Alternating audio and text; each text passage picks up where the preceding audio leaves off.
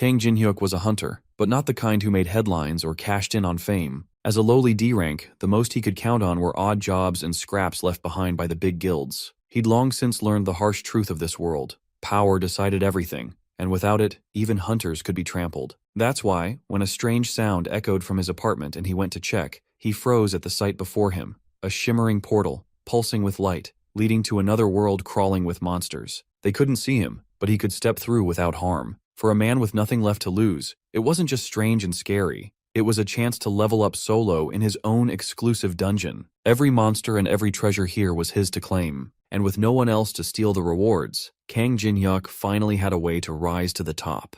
With nothing left to lose, he takes a deep breath and steps through the portal, popping out on the first floor of a dungeon maze. He barely has time to look around before a goblin rushes at him from his left. He narrowly evades a stick to his face and dodges back into his attic. The goblin looks around confused and swings at the air. It seems like they really can't see the portal after all, and that means they can't come over to his side either. Now that he knows that, there's no reason to be scared. He equips a baseball bat and jumps back in through the portal to take the goblin head on. He swings the bat into the goblin's cheek, sending the creature flying, before following up with a stab to its chest. With the goblin defeated, he raises his bat and swings it down on its face, defeating it instantly. This was the first time he had ever hunted monsters alone, and since he didn't have to share experience points with anyone else, they were all his for the taking. With the goblin taken out, his level, which hadn't risen in 3 years, went up immediately. The goblin corpse was also his for the taking, and it could get him up to 3 million won if he sold it in the right places. The next day, he takes it to a hunter's market and tries to sell it off to a merchant. The man can tell that he doesn't have a lot of experience in dungeons because the way he handled the goblin significantly reduced the market value.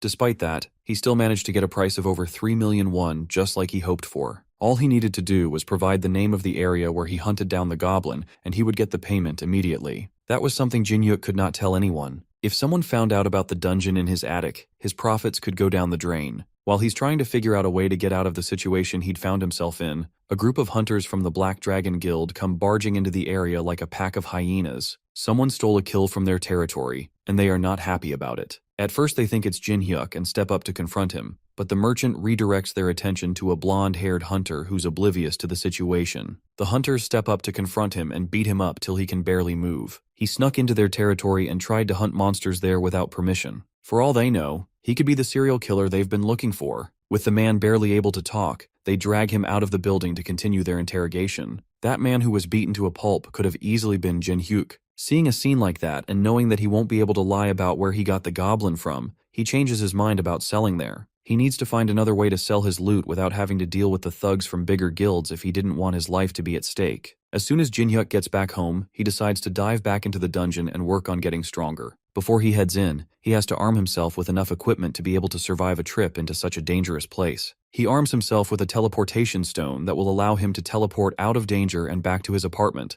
as well as a monster tracking compass that reveals any monsters around him within a 50-meter radius. Armed with that, along with his trusty baseball bat, he steps into the dungeon for a round of leveling up. He goes on a killing spree, with each taking him up by 1 level. True to its name, the Goblin Labyrinth is filled with goblins. For someone with a low level like him, this was the perfect hunting ground to use and grow stronger. After a long day of hunting, his inventory capacity is almost filled to the brim. He has just enough space for 1 more goblin, and since it's the last one, he'd prefer if it was a large one that'd bring in more money. The compass shows a goblin approaching his location, which is perfect timing. All he has to do is hide and ambush it before it sees him. He hides around the corner and waits until just the right moment before swinging his bat right at the goblin's face. Except it isn't a goblin. He just hit a remarkable short man. The man shouts at him in a strange language that he can't understand. Jin-hyuk hurriedly bows to apologize, which seems to calm the man down enough. He pulls out 2 necklaces from a bag and hands one to Jin-hyuk. As soon as he puts it on, he can suddenly understand what the man is saying,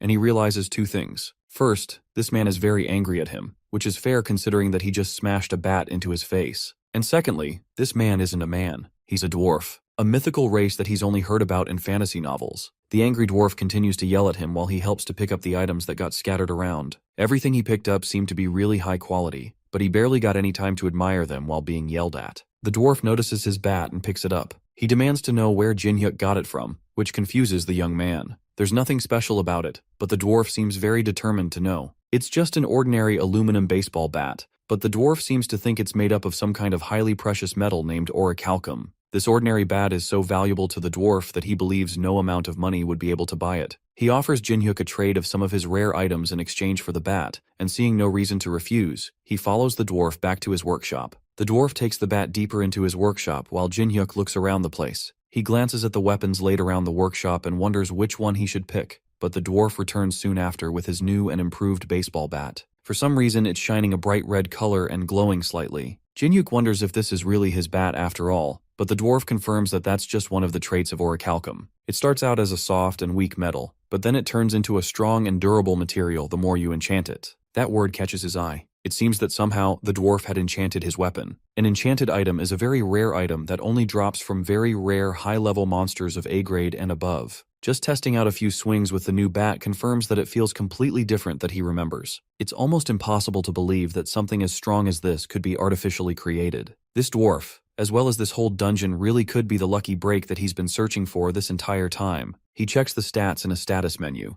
The bat is now a legendary baseball bat with S-grade durability and automatic retrieval. His once common aluminum bat has become a rare and legendary item. If he could sell the item, he would make a jackpot, but the bat is already bound to him, so he can't sell it anymore. The dwarf added the automatic retrieval enchantment to the bat, meaning that no one other than him will ever be able to use it. In the end, he can't make any money from it, but it's still a legendary item nonetheless. And even then, there are still other ways to make money. He has an inventory full of goblin corpses that he can sell for a profit. The only problem is there's nowhere to sell them without getting unwanted attention from guilds. The only other option is the hunter industry's black market. They don't ask questions and they deal with corpses efficiently. On top of that, it's really easy to get in touch with them. They always hand out business cards to lower-level hunters who need money, which means he already has a lot of these cards to use. He heads home and uses a card to find the address of one of these black markets. The business card looks incredibly shady, but right now, he doesn't have any other choice. While he's searching around for any sign that this place exists, a man calls down to him from above. His name is Deputy Cho Hyung-il, and he invites Jin-hyuk to his office to meet their boss. He meets with Lee Jun-chul, who's a loan shark, currently disguised as a loan agent, who also trades monster corpses on the black market. They ask to inspect the corpses first before discussing payment, and Jin-hyuk brings them out to show. The two are shocked by the number of corpses Jin-hyuk brings out from his inventory. Despite the fact that Jin-hyuk is clearly just a newbie, he managed to get up to 20 goblin corpses. They are all in incredible condition too. The heads are bashed up from baseball bat injuries, but other than that, they look perfect. So perfect, in fact, that Deputy Cho can't hide how excited he is to receive them. The three men negotiate prices, but are interrupted by black market merchants running in to announce that a monster had shown up in the area. There's a rare chance that a monster's corpse can attract monsters, and it seems laying out 20 fresh goblin corpses on the ground was more than enough to send out a beacon to monsters. What's worse, the monsters that had appeared were two orcs, which were way out of Jin-hyuk's league at the moment. At this rate, the only thing he can do to save himself would be to take the monster corpses and escape as fast as he can. However, it was already too late. The first monster had made it to them and looked ready to tear them apart. Since Jin-hyuk was the only hunter around, he was the only person strong enough to take them on. That doesn't mean he could take them on though, and the orc charges at him with its battle axe. He dodges the first swing, but the second swing comes down straight for his head. At such a close distance, there was no way for him to avoid it. It seemed like this was the end for him, and he was about to die pathetically. That's until his newly enchanted bat summons itself from his inventory and blocks the attack just before it can connect. The parry was so strong, it sent the orc flying back for a second. This seems to be another one of its enchantments, the presence detection effect. If that was the case with this new bat of his, then he just might stand a chance. The orc charges in again, but Jin-hyuk is more confident and ready this time. He grips the bat and aims downward, right at the orc's knee, causing it to lose balance. Then with the monster disoriented, he launches another attack at its face, cracking its neck and killing it instantly. Just killing a single orc caused his level to jump from 24 to 36 in one quick spike. He doesn't have any time to celebrate as the second orc finds them and rushes at him. This time though, he's ready. He dodges the attack, then runs up behind it and smashes his bat into the orc's back, before repositioning and sending one last attack straight to its head, also killing it instantly. With that, he managed to easily kill two orcs in a matter of seconds. That shows just how powerful this enchanted weapon really is. Now that the commotion is over, he smugly asks the men to restart negotiations and add the corpses of the two dead orcs to their deal. That day, he went home with a chip on his shoulder. Somehow, he had managed to convince the men to give him 15% more than the market price. The amount of money in his bank account almost felt like a dream. Now that he had finally taken care of those goblin corpses, all he had to do was focus on hunting. Because he saved the black market dealer and his crew, they decided to continue doing business with him, which means that he'll never have to worry about where to sell the corpses again. That's because he probably realized that Jinhyuk isn't just a low-level thief who's selling stolen corpses. He's actually a high-level hunter that's strong enough to take down 2 orcs with little effort. But even with his enchanted bat and his newfound strength, there was no way his current equipment would let him hunt down higher-grade monsters. There was only one option left for him to upgrade, and if he plays his cards right, he might even get some equipment for free. The next day, he had bought a crate full of beer cans and alcohol for the dwarf. Since he liked aluminum so much, then this was like a gold mine to him. The dwarf can't believe that everything in the crate was filled with aurichalacum. He tried the beer, but spat it out immediately. The taste was horrible. To calm him down from another shouting match, Jinhyuk passed him some soju instead. This one is different, and the taste is enough to satisfy the dwarf for now, but it's not enough. There could be something more to give it the kick he's looking for. Since the opportunity had come up, the dwarf made a request to Jinhyuk. He needs to have something mined out for him. He sends Jinhyuk on a quest to mine out some mithril ore. But what does ore have to do with alcohol? Well, Jinhyuk wanted some free gear, so it's not like he had any choice of what he had to do to get it. If this was the best way to get the gear, then so be it. He journeyed further into the labyrinth and emerged at a clearing in a forest. This place is much larger than he thought. A system menu pops up in front of him, telling him that he had made it to the 2nd level of the labyrinth. Now he had the opportunity to record his location as a warp point. He had no idea what a warp point was, but he accepted the option regardless. That causes a gate to open up in front of him. This portal allows him to travel between the 1st and 2nd floors easily, just like a video game. With that setup, he journeyed deeper into the labyrinth to find the mithril ore he's been sent to get. The 2nd floor was called Dogs and Skeletons, and just like the 1st floor with goblins, this floor was filled with wild monster dogs jumping out at him. These dogs were way weaker than the orcs he fought just a few days ago, meaning that they were all free experience points for him. He readies his bat and charges headfirst into a pack of dogs aiming for him. By the end of the fight, he had killed 25 orcs and gathered their corpses. Going by the market value, these corpses should net him a nice 200 million won. But he can't let the excitement of all the money get to his head. He still had a mission to mine some mithril ore. He journeys deeper into a dungeon and gets confronted by skeletons. This floor was called Dogs and Skeletons after all, and skeletons are an annoying set of monsters. Their bodies can't be sold for money, and the only way to defeat them is to break their core. That makes this fight all the more painful to sit through, especially since there are a lot of them coming at him. But with his current skills and level, there was no way he wouldn't be able to take them out. By the end of the fight, he's tired and realizes that the dwarf probably sent him here because he didn't want to have to deal with these annoying monsters himself. Still, there's one good thing to come out of this. Killing these skeletons had raised his level to 100, which means that he'll now be able to change classes. His class will be automatically chosen based on his previous actions. With how much fighting he had been doing recently, he would definitely become some sort of berserker or a warrior. Instead, the system deems him to be a cleric. He carries on and manages to gather the mithril ore that the dwarf wanted. That's surprising since the dwarf didn't expect Jinhyuk to make it out of that experience alive. He may be alive, but he's exhausted from all the fighting he had to go through. Well, even with that, it's not like he came out from the encounter completely empty-handed. He managed to swipe some mithril ore for himself since it looked expensive,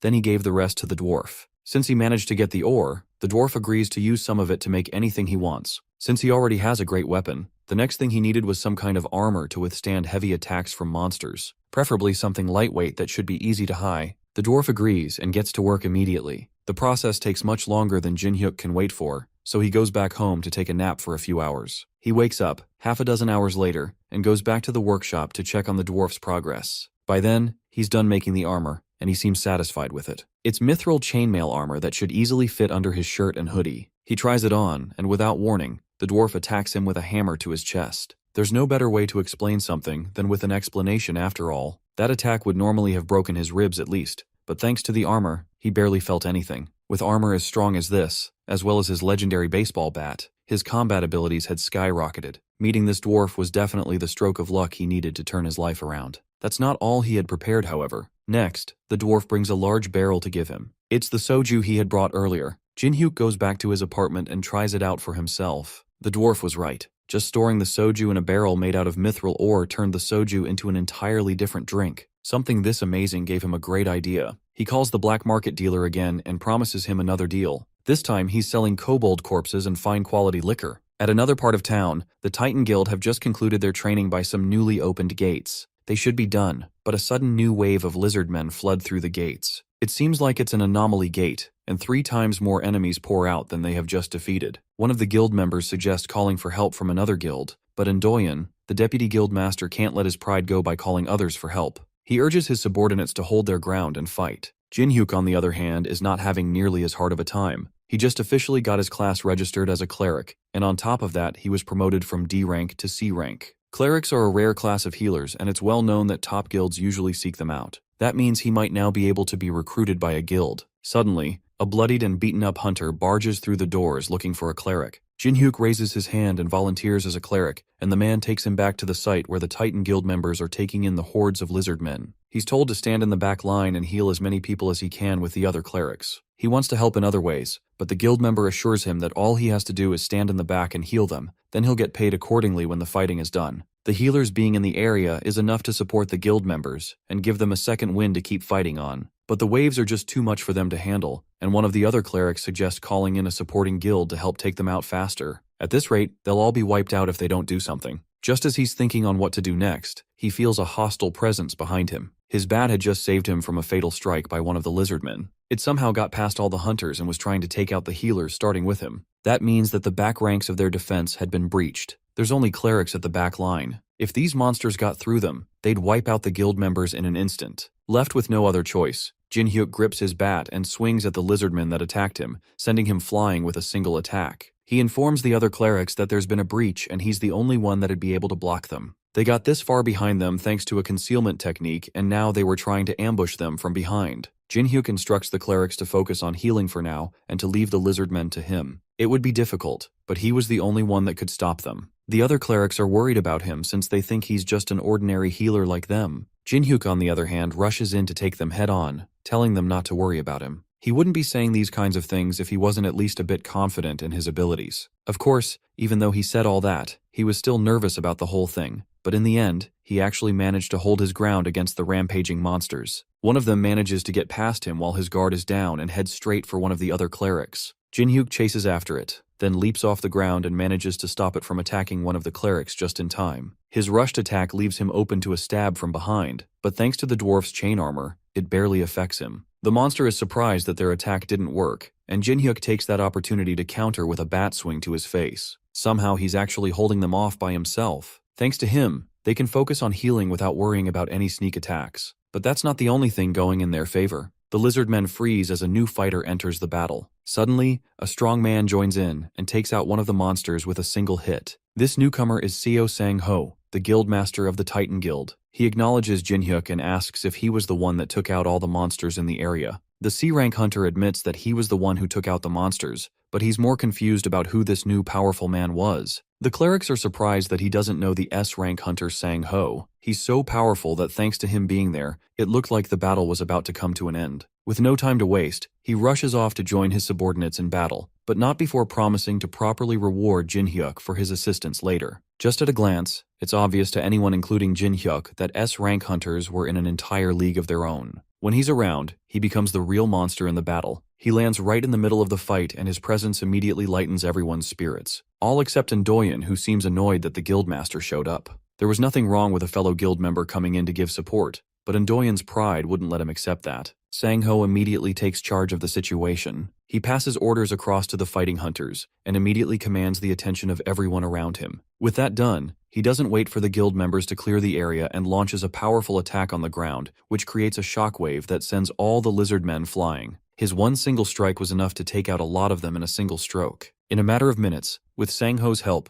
all the monsters are easily taken out. Now that he was sure that his guild members were safe, he takes Indoyen by the jacket to reprimand him. What was he thinking when he decided to put his life and the lives of his subordinates at risk by taking on the monsters alone? He claims that he just wanted to protect the guild's reputation, but Sang-ho knows the truth is that Indoyen just wanted to protect his own pride. The two have a short stare-off until one of the guild members reminds him that he needs to dismiss the clerics that helped to clear the scene. The guild master calms himself down and goes over to address the hunters and thank them personally. Especially Jin-hyuk, who is the main reason so many people made it out alive today. As a token of gratitude, he offers to allow him to enter the guild immediately without having to go through a registration process. That's something that Indoyen cannot accept. He quickly comes in to put down Jin-hyuk as a mere D rank that only got lucky. Sang-ho, on the other hand, does not hesitate to remind him that this mere former D rank saved so many lives that would have been lost if it wasn't for his stubbornness. Then he forces Indoyen to apologize to Jin-hyuk, which is already a big blow to the deputy guildmaster's pride. Even with that, Jin-hyuk respectfully declines the offer. He doesn't want to be part of any guild that allows people like Ndoyen to have any type of authority. That's the last straw.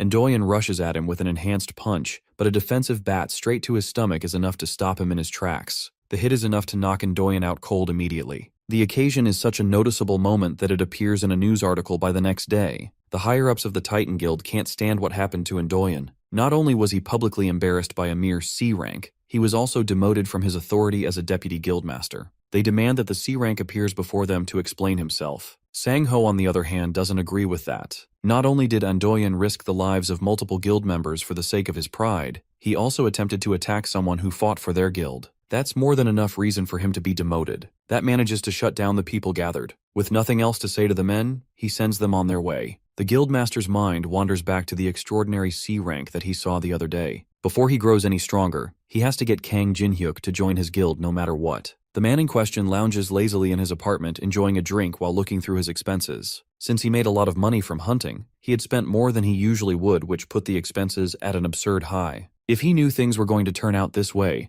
then he would have accepted the extra pay that the Titan Guild was offering him. At the end of the day, though, it doesn't matter since he has a much better way to earn money. After some much-needed relaxation, he heads back into the dungeon to collect more monster corpses. Hunting the same old monsters isn't enough for him anymore. Now that he had gotten stronger, he was going to need some stronger opponents. He walked deeper into the second floor than he usually would, and found himself facing off against a small army of orcs. One of them tries to attack him from behind, but he successfully sidesteps the attack before retaliating with an attack of his own. The hit defeats the orc immediately right as several others swarm around him through the hall. Just a few days ago, he would have been dead on the spot, but thanks to his new equipment, he's able to defeat all of them with ease. By the end, he counts up a total of 20 orc corpses, which should net him enough money to not have to worry about anything for a whole year. Since he still had a lot of stamina left, he decides to head a little deeper into the dungeon and finds himself entering the third floor named as the Temple Guardian's Labyrinth. At first glance, there don't seem to be any monsters in the area, but the sense of calm is almost immediately broken by a large tremor shaking the ground. A giant hand bursts out from beneath him, and Jin-hyuk only barely manages to move out of the way. The hand belongs to a stone golem, which is an artificial monster built from mana. Its attacks are too fast for him to dodge, and they are so powerful that even when he blocks it, he still gets pushed back by a large amount. That leaves him with very little option but to try his best and fight back. The golem seems to be incredibly strong, but it lacks the intelligence to make use of that strength. Jin-hyuk takes advantage of this and manages to land an attack on its head, shattering it to pieces and causing the creature to fall. But it doesn't take much time for it to start reforming once again. Jin-hyuk forgot a crucial point of the golems. It can only be defeated by completely breaking its core. Realizing this, he tries to dodge back and create some distance to re-strategize, but the monster manages to regenerate hand fast enough to catch him before he can escape. There weren't many ways he could escape this trap, but then suddenly an arrow flies in and strikes the golem in its chest. Jin-hyuk sees the opportunity and follows up with a sharp jab from his bat, breaking the golem's core and defeating it once and for all. He managed to make it out of that situation alive thanks to the random stranger that saved him with that arrow shot. He turns around to thank his savior, but he's shocked when instead of seeing the dwarf which he expected, he sees a beautiful-looking woman with some strange-looking ears. Those ears mean she's actually an elf. He bows his head and thanks her for saving him, but doesn't notice the elf rushing at him while his head is down. He only gets a second to see her before she grabs him by the collar and pulls him close for an interrogation. She hasn't seen him in this dungeon before. She's curious about who he is and where he came from. The elf clearly isn't from Jin-hyuk's world. She doesn't know where he's from, and his outfit looks unfamiliar to her. She asks him a barrage of questions while he struggles to free himself from her grip. She eventually lets him go after he mentions that he entered the dungeon today. That means that he knows where the dungeon entrance is. She pushes him on the ground and drops her bow. She has finally found a way out of this dungeon. Jin-hyuk stands up and demands to know what's going on with her being needlessly aggressive. The elf ignores him and instead demands that he takes her to the exit. He's not impressed by her just giving him orders out of nowhere. She's really pretty though, so he'll let it slide for now. She mentions that if he successfully guides her out of the dungeon, then she will adequately compensate him. After all, she's a platinum-ranked mercenary, so he can trust her. Her name is Lucia, and she's a half-elf that prides herself on being pretty famous. Surely he had heard of her from somewhere. Jin-hyuk, though, has no idea what she's talking about or who she is. She repeats that she's a platinum-ranked mercenary and shows him her badge, but he still has never seen or heard of any of these things before. Did he come from some kind of rural area? How does he not know what the badge is or who she is? He tells her that he's from Seoul in Korea,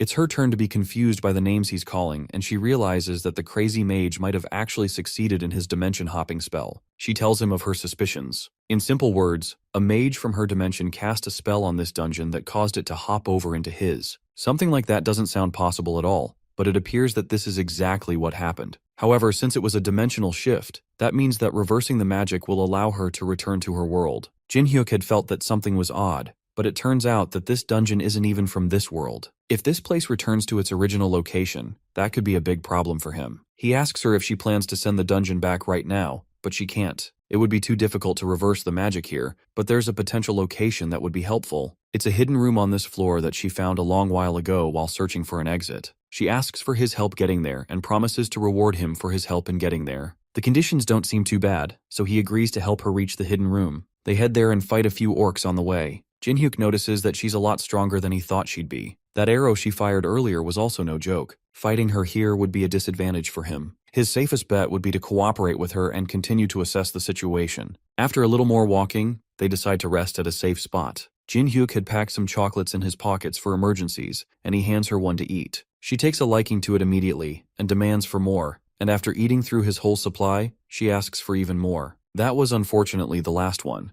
and she accepts and seems satisfied enough to continue the journey. Eventually, they reach a large room that holds the boss of the dungeon. Lucia believes that there's a chance for the mage's spell to be in that room. To investigate, they'll need to take down the boss and free up the room. She tells him that he doesn't have to do much of anything. All he has to do is help her finish it off once she takes it down. They open the door, and the monster immediately lets out an angry roar before attacking. Lucia charges up an arrow and aims straight at the boss's chest. She tells Jin-hyuk to watch her closely. Then she uses a technique called aura to increase the impact of her attack. She fires the arrow and it hits the boss head-on, knocking it onto its back immediately. Just one of her attacks was enough to bring it down, despite how huge the armored monster was. This is the technique she's going to teach him. But first, he has to finish up the monster before it gets up again. Just like with the golems, he has to aim for the core to take it out. He jumps onto the fallen creature's chest and bashes his bat right into where he believes the core should be. One hit doesn't seem to be enough to bring it down though, and a large fist rushes at him from the side. He narrowly blocks it with one of his cleric skills, the Holy Shield.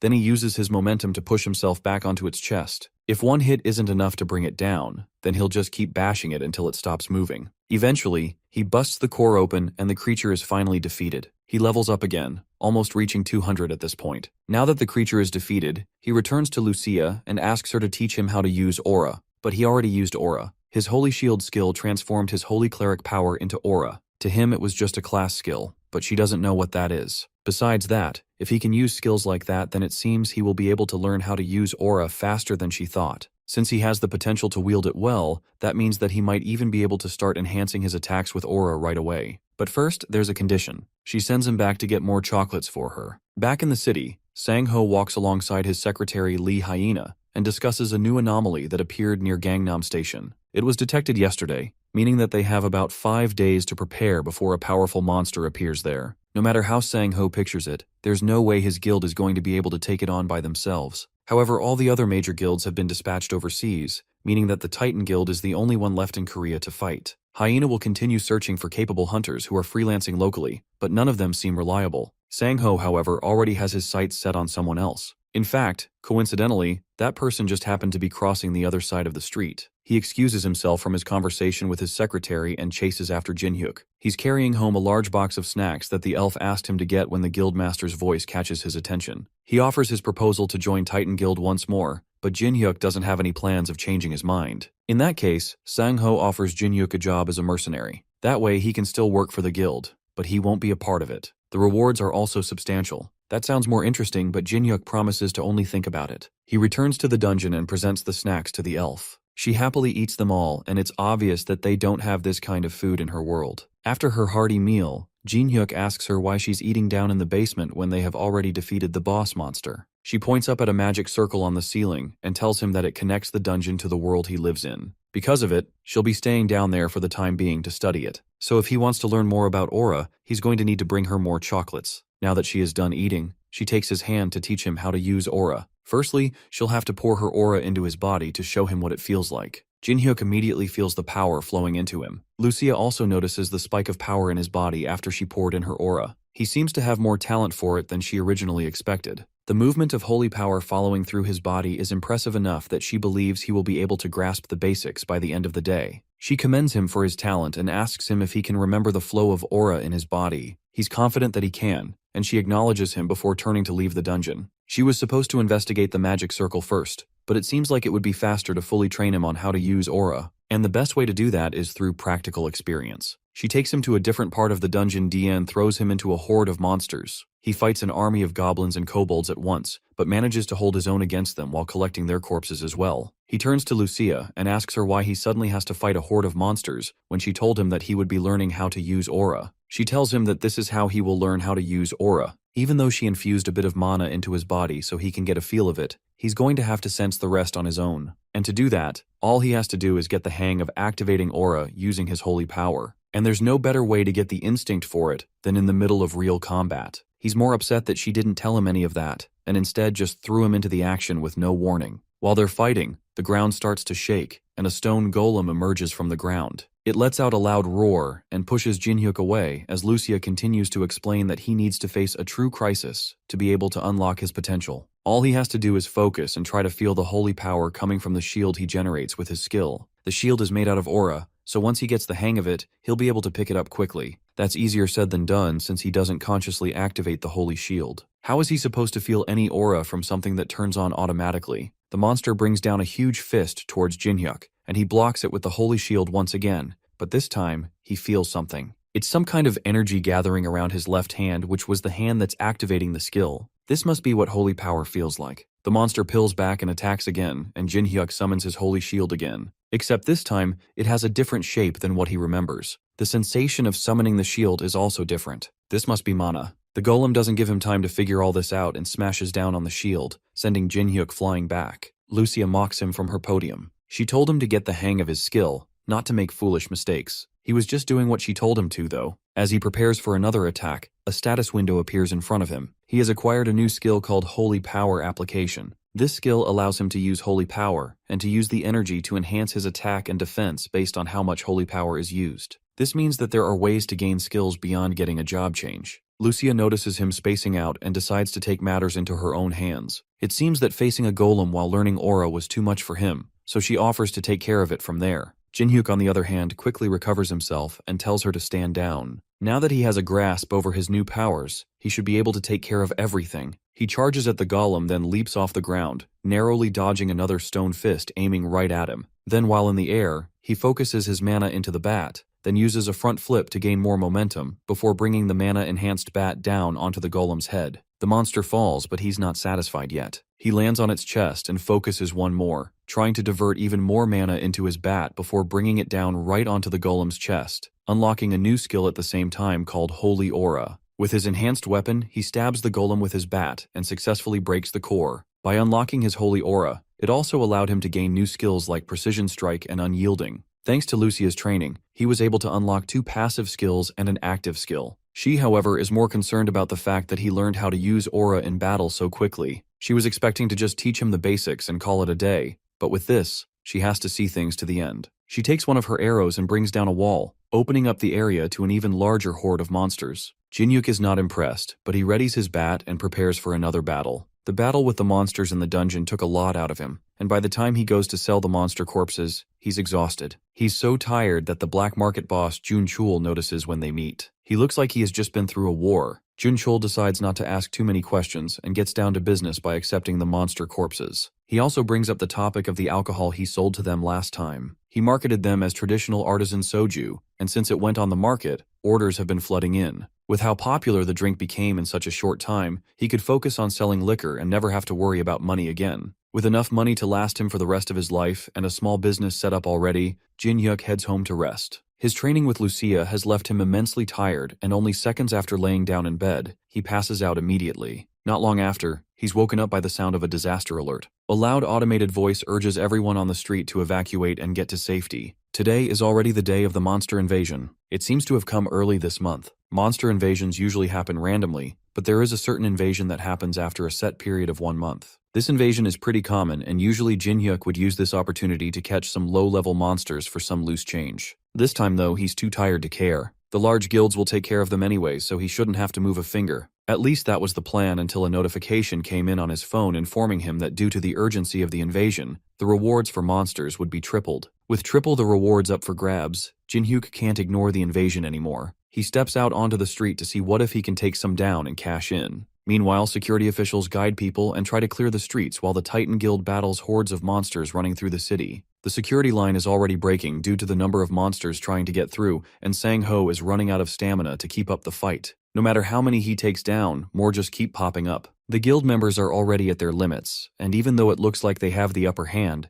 things aren't looking too promising. The guild secretary watches the fight worriedly from behind safety. Even though it looks like everything is going well thanks to the guild master, she can tell that they're getting stretched thin. If only they had one more powerful hunter to turn the tide. Her mind wanders to a man that the guild master had found promising not too long ago. She takes her phone and calls Jin-hyuk. He's in the middle of fighting some goblins when he picks up. She offers him a chance to fight with the Titan Guild, and in return, he will get heavily compensated. He asks for 5 times the normal compensation, and she suggests that they meet at a predetermined place to discuss more. When they meet, she offers him 4 times the compensation instead, and he reluctantly agrees. With that, she gives him a device that'll keep track of how many monsters he kills, so that they can keep track of how much he did for the guild. If he makes a more than average contribution to the fight, then he will get everything he's asking for. Now that he's gotten a chance to show off his abilities and get proper payment for it, he takes off towards the fight to provide help. Hyena watches him leave reluctantly and wonders if he will live up to the expectations that Sang-ho has of him. He was once able to take down Indoyen by pure luck, but his skills are still uncertain. He arrives on the battlefield and immediately goes after a rampaging ogre which shocks the entire crowd. He manages to kill it in one quick strike, which makes everyone else think that he has to be at least an A-rank hunter. A rank is close, but Jin-hyuk believes that with his current abilities, he has to be stronger than an A rank. He takes a moment to drink a mana potion and recharge. Thanks to Lucia's intense training, he has managed to reach level 200. Normally, he wouldn't be able to face an ogre, but as long as his mana doesn't run out, he should be able to keep up with an S-rank hunter. And right now, he has over 1,500 mana potions, which means that all the monsters around him right now were nothing but money makers. Elsewhere, Indoyen takes down monsters alongside his guild members. He notices that the monsters are dramatically decreasing and turns to see a group watching someone take down monsters with ease. He checks on them himself and sees the one person he hates the most right now. He yells orders to the stunned hunters and tells them to stop daydreaming and go back to fighting monsters. Why was this guy here and who invited him? Just seeing Jin-hyuk reminds him of their last encounter and how his embarrassing moment was broadcast all over the news. That last time must have been due to lots of luck. This time, since he's alone,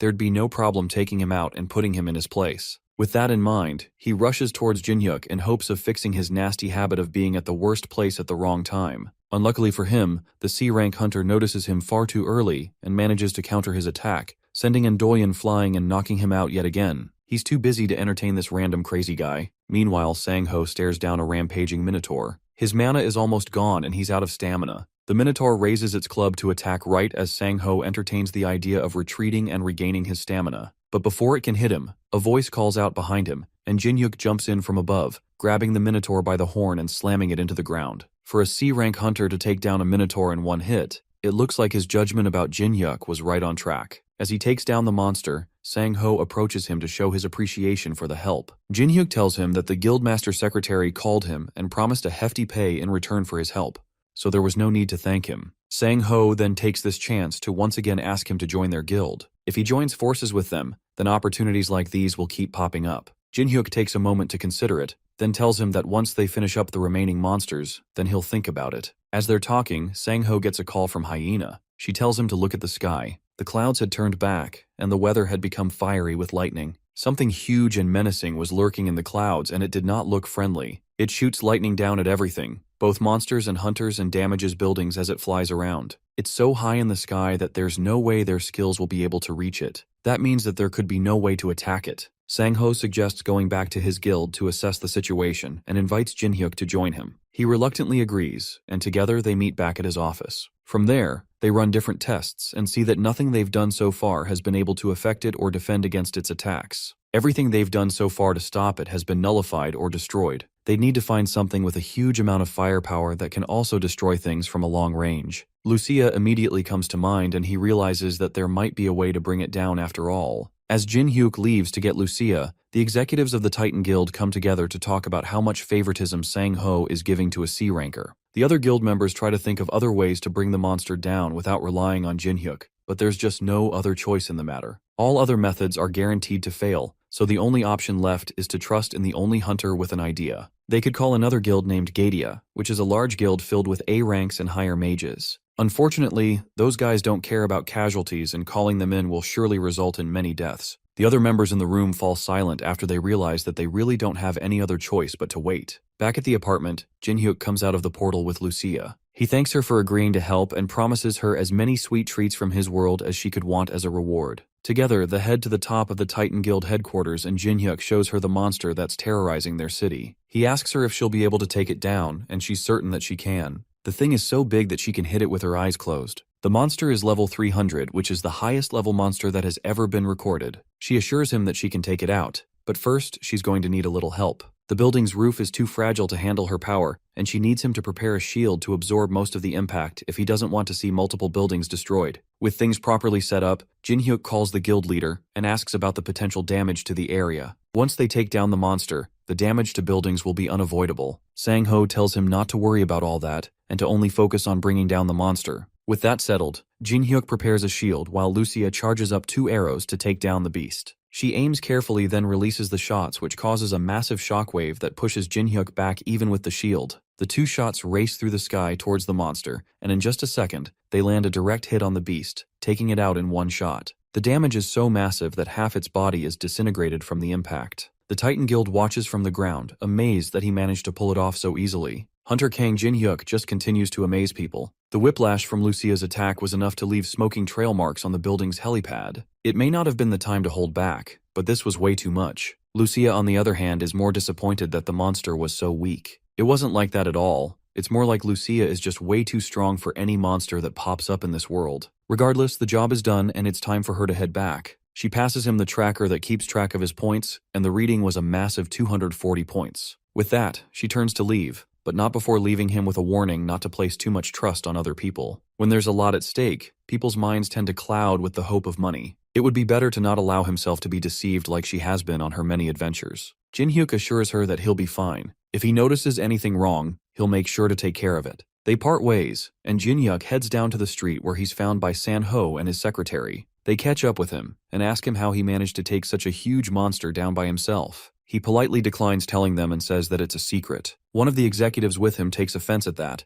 and doesn't believe that a mere C rank can take down such a huge beast. But Jin-hyuk shows them the monster tracker, which has a massive amount of points, showing that he really was the one who brought it down. Sang-ho stops him there and apologizes to Jin-hyuk for the outburst. The executive watches them in anger. It seems that Sang-ho loves to side with a C rank more than his own guild members. In that case, it is time to find a change, because Sang-ho keeps standing in the way of the guild's future. He takes out his phone and places a call to an unknown number. By the next day, the rumor had spread all over the city that the giant monster was taken down by an ordinary C rank. The members of the Titan Guild don't believe it, but it's not that hard to verify. Word had even gotten around that the guildmaster personally offered him a direct entry into the Titan Guild, but he turned it down. He must be really confident in his skills to turn down such a huge offer from Sang-ho himself. The rumors had even managed to reach members of the Altron Guild, who had also received information that An Do-yoon had been hospitalized after the events of the monster invasion. He was known for his impressive skills, but information reveals that he was taken down by the rumored C-rank hunter. If that is true, then the rumors had some truth to them. The Altron Guild scouts decide to meet with Jin-hyuk themselves and verify the information. He might have unlocked a hidden class, which was exceptionally rare for hunters to do. If that's the case, they had to recruit him into their guild first before another guild took him, or they would eliminate him. Jin-hyuk, on the other hand, slept soundly after the battle. He had used up all of his stamina during the fight and passed out as soon as he got the chance. He woke up after 2 days of dead sleep and realized that this was the backlash from overusing his stamina. He walks out into his living room and finds that Lucia had made a huge mess with all the snacks that he bought her. She had managed to eat everything in just 2 days. She had no choice though, since there was no food left in the fridge, and all he had available to eat were those snacks. She also couldn't go back to the dungeon since he hadn't opened the portal for her. That confuses Jin-hyuk since he has never needed to open it before. It's always open as far as he knows. He goes to his attic to show her that the portal was open even right then. That didn't make sense to her since just a moment ago, there was nothing there. She tells him to step away from the door, then reopens it, and sure enough, there's nothing there now that he has stepped back. Jin-hyuk has no idea what's going on since he has only ever seen the dungeon open. Lucia has a theory that the dungeon reacts to only him, meaning that wherever he goes, the dungeon follows. It seems like the dungeon is imprinted directly on him, which means that there was a chance the dungeon could have fallen directly on his head. Luckily, it was a failed spell. He decides not to think about that and instead orders some food for the both of them. She wonders how he even found his way back to the house after they defeated the monster. She placed a recognition suppression spell on it, which should have made it impossible to find. Jin-hyuk asks her why she would place something like that on his house. She explains that while he was sleeping, some strange people kept coming by. They were from some guild named Altron and Guardian, and they were so annoying that she made it so they could never come at all. Jin-hyuk is confused as to why those large guilds would be looking for him, so he pulls out his phone to find out just what had happened while he was asleep. The first headline he sees catches his attention immediately. News of him defeating the new giant monster had spread around the internet. There was even a video circulating around that clearly showed him fighting along with the Titan Guild. It seems that he became famous overnight. This is going to be a problem. It seems like he got too greedy, and taking advantage of Lucia's power had put him under a spotlight. The hunter industry is territorial, and whenever they see a strong competitor, they try to take them out as soon as possible. He decides not to dwell on the past. With Lucia done eating, they head back into the dungeon to take their loot to the dwarf. Thanks to Lucia's powerful shot, the body was too weak to use and they were only able to recover the head. The old man is frustrated at the elf for overdoing it and ruining valuable material. It seems like he and Lucia have a natural hatred towards each other.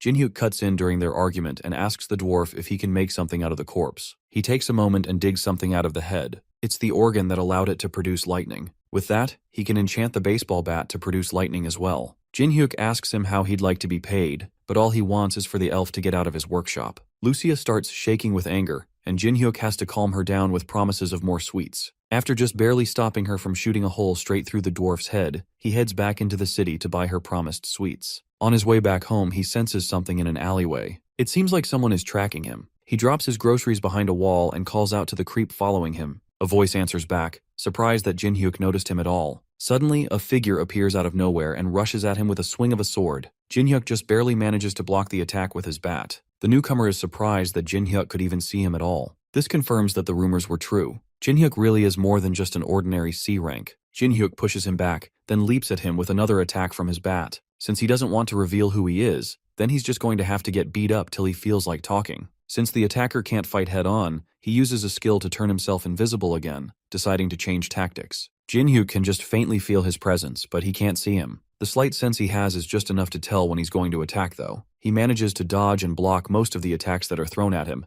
but at this rate, things won't go well for him for much longer. If he had his usual bat, he could track him more easily, but the old dwarf is working on it, meaning he had to switch to a regular aluminum bat instead. He can't stay here for much longer. With no other means of fighting, Jin-hyuk makes a run for it, but not before the hooded attacker attaches a tracking device to his shirt. Jin-hyuk makes his way to a crowded area to hide, but the attacker's tracking device allows him to continue monitoring wherever he goes. The trail leads to a bathroom in a department store, and he follows it in, camouflaging himself in the meantime. He stops in front of the stall that the tracker led him to and kicks it open, prepared to attack, except there's nothing there but the tracker stuck to the wall. It was a trap. He realized that much too late as Jin-hyuk rushes behind him with his bat-raised tie swing. In this confined space, disappearing won't save him. He just barely evades the attack and counters with a knife swing to Jin-hyuk's face. That is easily dodged, and the hunter grabs the attacker's hand before slamming him into the ground. With nowhere left to run and the wind knocked out of him, Jin-hyuk raises his bat and prepares to swing one last time, and prepares to smash his head in if he doesn't tell Spill who sent him on this chase. Meanwhile, outside, a boy wants to use the toilets. There's a sign forbidding entry, but he just can't hold it anymore. His dad reluctantly lets him run right as the assassin is about to confess.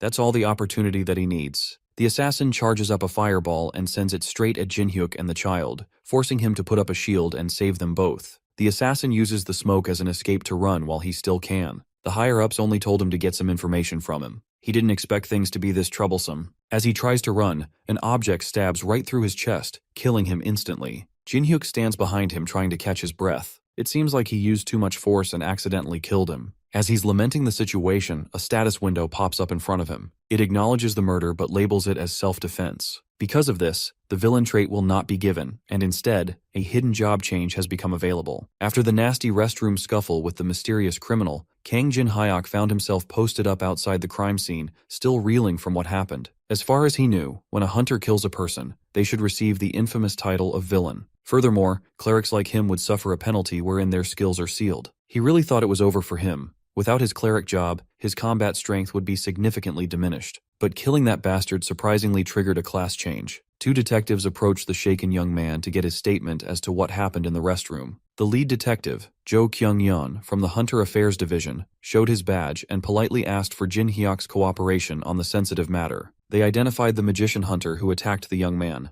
Jin Hyuk gave the detectives the truth. When the magician found himself in danger, he used magic with the intent to kill. He used fire magic with full awareness that a child would get caught in the blast. Jin Hyuk worries that the child might be hurt in any way, but the detectives assured him that the kid only got minor burns, nothing serious. The kid and his father even extended their heartfelt thanks to Jin Hyuk for coming in clutch. He was just relieved that the kid didn't sustain a major injury. The detectives acknowledged that the kid remained unharmed thanks to Jin Hyuk's quick and proper response. Thanks to his valiant efforts to neutralize a criminal, there should not be any issue with the case being legally recognized as self-defense. He could even return home right after the investigation wrap up. To be honest, Jin Hyuk was expecting more trouble, but thankfully, the authorities were reasonable. Detective Jo inferred that the young man's prior actions played a part, and the laws applied to hunters have always been a little different. But there was another reason why they were being light on the young man. It was the fact that he did not receive the villain title even after killing someone. The said title only appears when someone deliberately commits murder. It does not rear its ugly head when the killing is done in self-defense. It's an open secret to hunters at this point. If Jin Hyuk could keep what he heard to himself, there wouldn't be any need to be hassled by a legal trial. If he does choose to reveal any information regarding the incident to others, it would put the whole Hunter Affairs Division in a difficult position. Naturally, Jin Hyuk knew to keep his mouth shut. However, from the division's perspective, trust can only go so far, and it carries some risks. Just to be sure, Detective Jo handed the young man a recorder just for safety measures. From now on, he would be required to keep the device on him at all times. To put it bluntly, the monitoring device would get triggered if it picked up on 3 taboo words. As soon as it hears the words murder, villain, and self-defense, a signal would be sent to the authorities. As long as the young man keeps his mouth shut about the entire matter without speaking those taboo words, there should be no problems. Detective Jo urged Jin Hyuk to go home and rest to wipe the shock from his system while the big boys cleaned up all the mess. Jin Hyuk thanked the detectives and went on his way home with a sullen expression. As soon as he walked away, the detectives gossiped about the young man rumored to be the one who captured the rumored new type of monster. Even an amateur could plainly see that Jin Hyuk was not a C-rank hunter at all. He managed to block a full-powered flamestorm without taking any damage while protecting a child. The high-level magician-hunter criminal wasn't someone that anyone could just defeat. At this point, Jin Hyuk's mysterious capabilities are more than just exaggerated rumors. What the division was sure of was that Kang Jin Hyuk must have power far beyond a normal C rank. The detectives could only hope that he stayed clean of unnecessary trouble to cultivate mutual trust. Finally, alone, Jin Hyuk checked on his new class, the Inquisitor. It was a hidden class without any publicly available records available. He was hoping to acquire something like this someday, but he didn't expect to get it so soon. Rather than drooling over the skill descriptions boringly, he would rather test his new class out through actual combat. He let a goblin get close enough to take a swing against him. He was practicing the skill that replaced his healing capabilities and turned it into something called hard skin. With this specialized skin, damage taken from enemy attacks would be greatly reduced. He also got a new status resistance skill, making him less susceptible to poison, sleep, stun, and many more status effects. Pleased by his haul, Jin Hyuk raised his fist against the goblin in front of him. Now he understands why people use the term transformation. While his existing skill effects remain, they have changed to be more self-focused instead of supportive. He can no longer use the holy aura, but he gained access to the fighting spirit skill, making his aura more suitable for combat. Going up against goblins with his bare fists just got a whole lot easier. As for his holy shield skill, it was replaced by the defense charge skill, allowing him to charge forward with unstoppable momentum and impenetrable defense. Mowing down hordes of goblins with just his body was a cakewalk. He basically got a protective skill, a charge that increases defense, and resistance to every status effect there is. Turning into an Inquisitor had made him a full-on combat tank. After he finished testing out his new combat prowess, he turned his attention to his other new skills. He gained a discernment skill that quantifies karma, giving him a numerical value of a person's morality. Jin Hyuk took out his smartphone and opened the front camera to see that the number 64 was displayed on top of his head. It's still a mystery how valuable this skill can be. He had no frame of reference to what constitutes high karma, so he wasn't sure if 64 was good or bad. In addition, he got another skill linked to karma value, the judgment skill. Through this new ability, facing an enemy with a high karma value would boost his stats and additional effects. When facing enemies with 200 or more karma, stats increase by 20%, 50% against 300 karma, and 100% against 500 or more karma. In short, he'll get stronger when fighting against bad guys. This fact alone made the Inquisitor's job worthy of the hidden class distinction. Still, a class that openly pushes the host to take down villains is unheard of. After Jin Hyok's experiment, he went straight to the forge. In there, the old dwarf just finished infusing his bat with the power of lightning. The bat can hold up to 3 charges of lightning, and it takes half an hour to recharge each charge. Of course, Jin Hyok was very pleased with this power-up. He asked the dwarf how to use this new sick feature, and it turned out to be pretty straightforward. The old dwarf had caught a kobold trying to rob his workshop, so he tied the beast in the backyard. It would be the perfect testing dummy. The monster snarled and growled ferociously,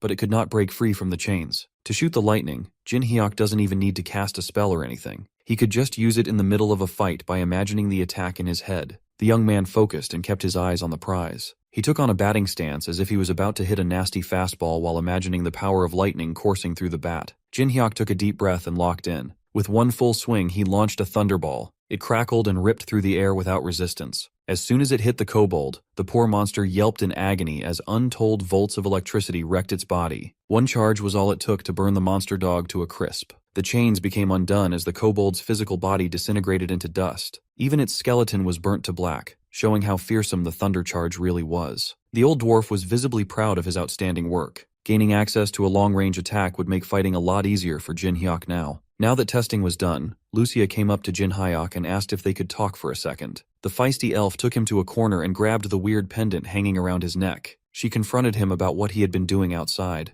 Lucia had noticed that the young man no longer had any divine power in his body, not to mention the suspicious item he was wearing around his neck. She was just worried that Jin Hyok was planning something strange. The young man defended himself, telling her that this was all just a misunderstanding. He gave Lucia and the old dwarf a rundown of what happened outside. He told them how he got involved in an incident that changed his divine power into something else entirely. Moreover, he can't go into specific details due to the odd trinket given to him by the detectives. In the old dwarf's mind, the solution was simple. He could just deal with the device first, so they could hear the whole story. The blacksmith would gladly tinker with the trinket, but Jin Hyok would need to run an errand for him first. Old dwarf swore that the errand was nothing big. It would just be a simple favor in exchange for taking care of the device. After rummaging through his sack, he tossed a compass to the young man's hand. Just by looking at the compass, Lucia seemed to have gathered where the old dwarf was sending Jin Hyok, and she looked worried. Clueless as to what he was getting into, the young man wondered if he was being sent to a dangerous place. This little errand brought Kang Jin Hyok to a treacherous and mountainous path that seemingly defied the laws of physics. Using some basic hiking gear, he rappelled down a seemingly bottomless hole. That old dwarf sent him to such a dangerous place just to mine ores. While the young man was struggling,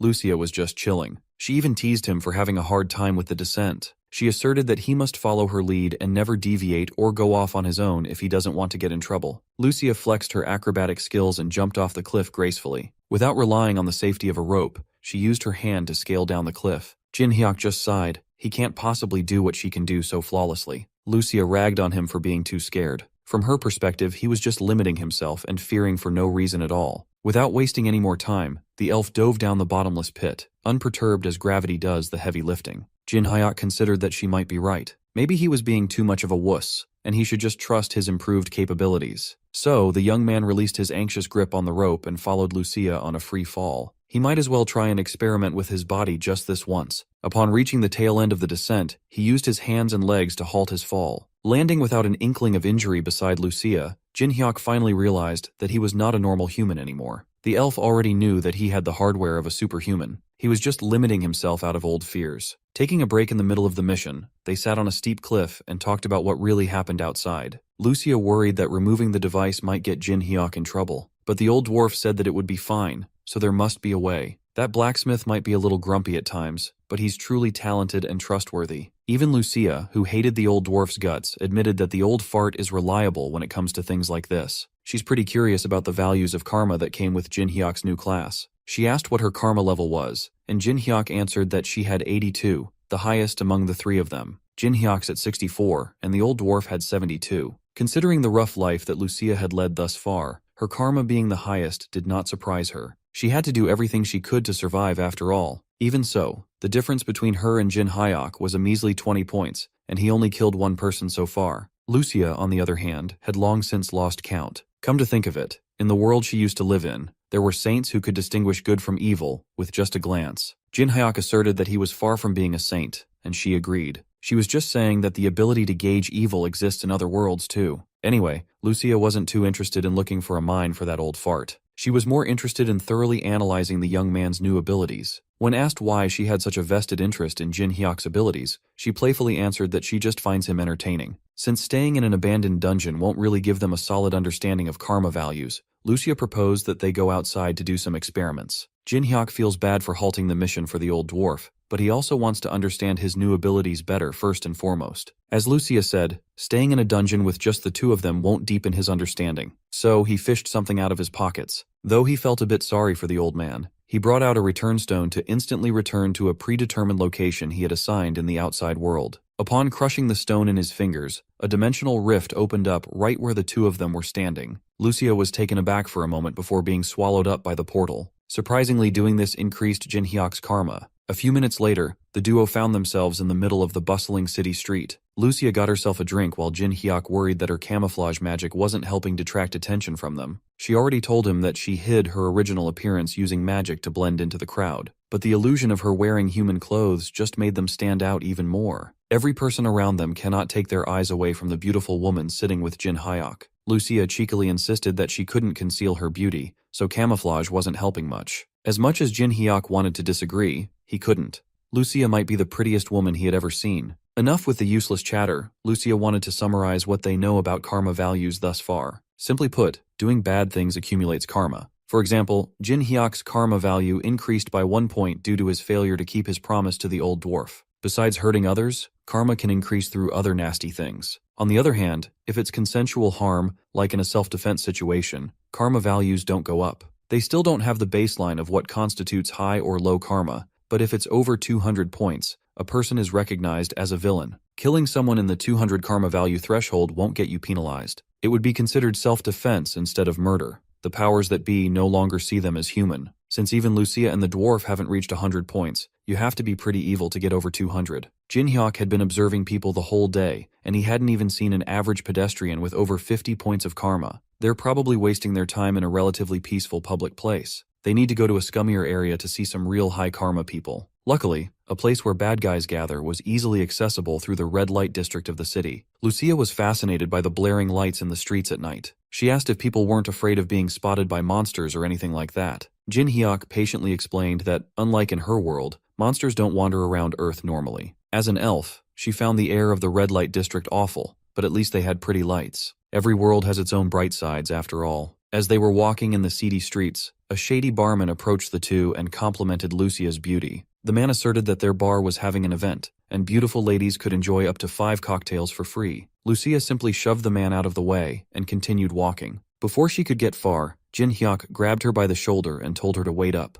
The young man insisted that they should stay a while and enjoy those free drinks. The barman lit up and escorted them into the establishment as he swore to give Lucia the best service there is. After walking all day and only seeing normal people with normal karmic values, Jin Hyuk finally found what he was looking for. He finally spotted the barman, a villain scum with 300 karma hanging on top of his head. The duo sat at the bar and enjoyed the liquor served in front of them. The cocktail had a sweet flavor to it, so Lucia liked the drink very much. Meanwhile, the barman was quietly snickering to himself. He just gave those two a poison-laced drink that paralyzes a target with a single drop. Seeing that the fast-acting poison had seemingly taken effect, the barman signaled a group of thugs he had on standby. The thugs aimed to deal with Jin Hyuk first, but as soon as they got close, the young man asked if they were sure about that plan. Due to his status effect resistant skill activating, the poison in the liquor was useless. Jin Hyuk quickly turned around and delivered a staggering blow to one of the thug's jaws. The young man smiled at the fact that he could finally stretch his limbs against these scrubs. He pulled back and wound up another punch that struck 2 goons at once, a 2-for-1 deal if you will. Based on the distance covered by these flying fools, it was plain to see that the force behind his punches was deadly. Before giving the goons any time to regroup, he pivoted his foot in a sharp motion. He used his other leg to kick another one in the face. One kick was all it took for a knockout. Meanwhile, Lucia slowly opened her eyes as the effects of the paralytic poison gradually dissipated in her body. She turned around and saw a bunch of goons lying on the floor, taken down by Jin Hyuk.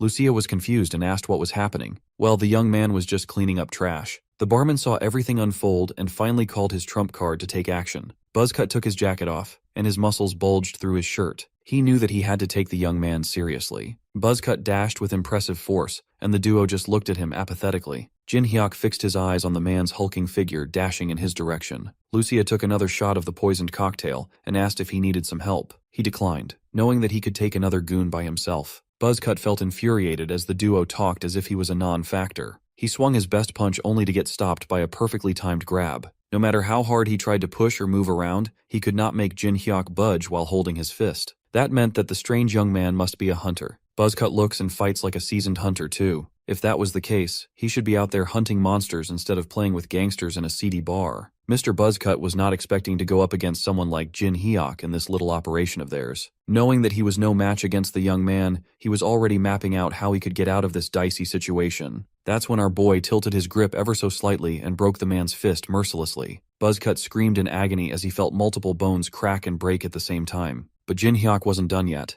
To shut Buzzcut up, he launched a punch squarely into the guy's mouth. Buzzcut flew like a loose kite, his momentum being halted by the bar chairs lined up behind him. With every goon taken care of, the only scum remaining was the frightened barman. Jin Hyuk ran like a wild beast and placed the villain in a chokehold, almost crushing his windpipe with relentless intensity. He lifted the barman, cutting off oxygen while he started his interrogation. Of course, it would not be an effective interrogation if he didn't deliver a few hits first. Jin Hyuk indiscriminately painted the bar walls with the villain's blood. By the time he was satisfied with all the punches, the young man's fists were tainted with the barman's blood. He really did a number on the villain's face, making it almost unrecognizable. Jin Hyuk started the interrogation. It was obvious that this was not the first time the barman pulled something like this, and to run this operation, he must have someone backing him up. The barman vehemently denied that he had any backing or anything like that, but there was no way a worthless thug could get away with repeatedly spiking drinks and abducting women without getting caught. Those hired gangsters must also be affiliated with some bigger power. It's impossible to hire them without some organization support. Jin Hyuk looked the villain in the eyes and gave him one last chance to talk. Even after being beaten up and threatened, the barman continued to deny any involvement of a backer. Going this far to not snitch must mean that the barman's incredibly loyal, or whoever's behind everything is scarier than the beating he's taking now. To see which one was true, Jin Hyuk had no choice but to get even rougher. He grabbed one of the barman's feet and started pulling.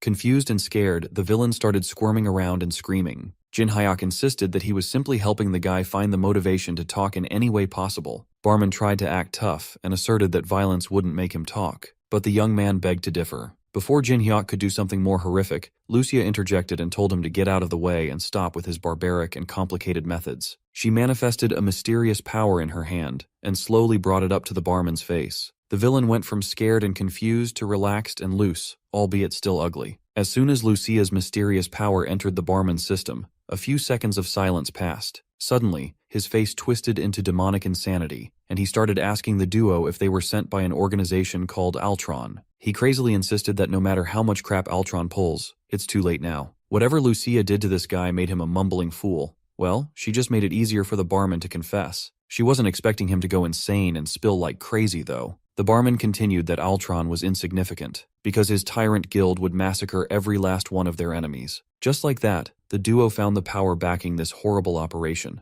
the Tyrant Guild. It looks like this situation is bigger than Jin Hyuk initially thought. He asked the crazed barman what made him confident that Tyrant would be able to massacre their enemies. The drooling bastard simply answered that they had Alon's elixir. This answer just confused the young man even more. He didn't know what the barman was talking about. A few minutes later, the police arrived to check the incident out while Jin Hyuk and Lucia dipped out of there. The two of them unexpectedly uncovered a massive conspiracy that goes all the way to the top, with a major guild secretly at the helm. Lucia explained that Alon's elixir is a drug that doubles the user's stats, making it requires countless young women as sacrifices. She never thought that a guild from Earth would be capable of creating something so sinister. She could not believe that a bunch of crazy people were actually trying to create the drug. Alon's elixir existed in her world too. They called it the Queen's Tear. One of Lucia's close friends was sacrificed as fertilizer for that elixir when they were younger. Years later, right after she reached platinum rank, Lucia went on a rampage and personally wiped out the organization behind the drug's production.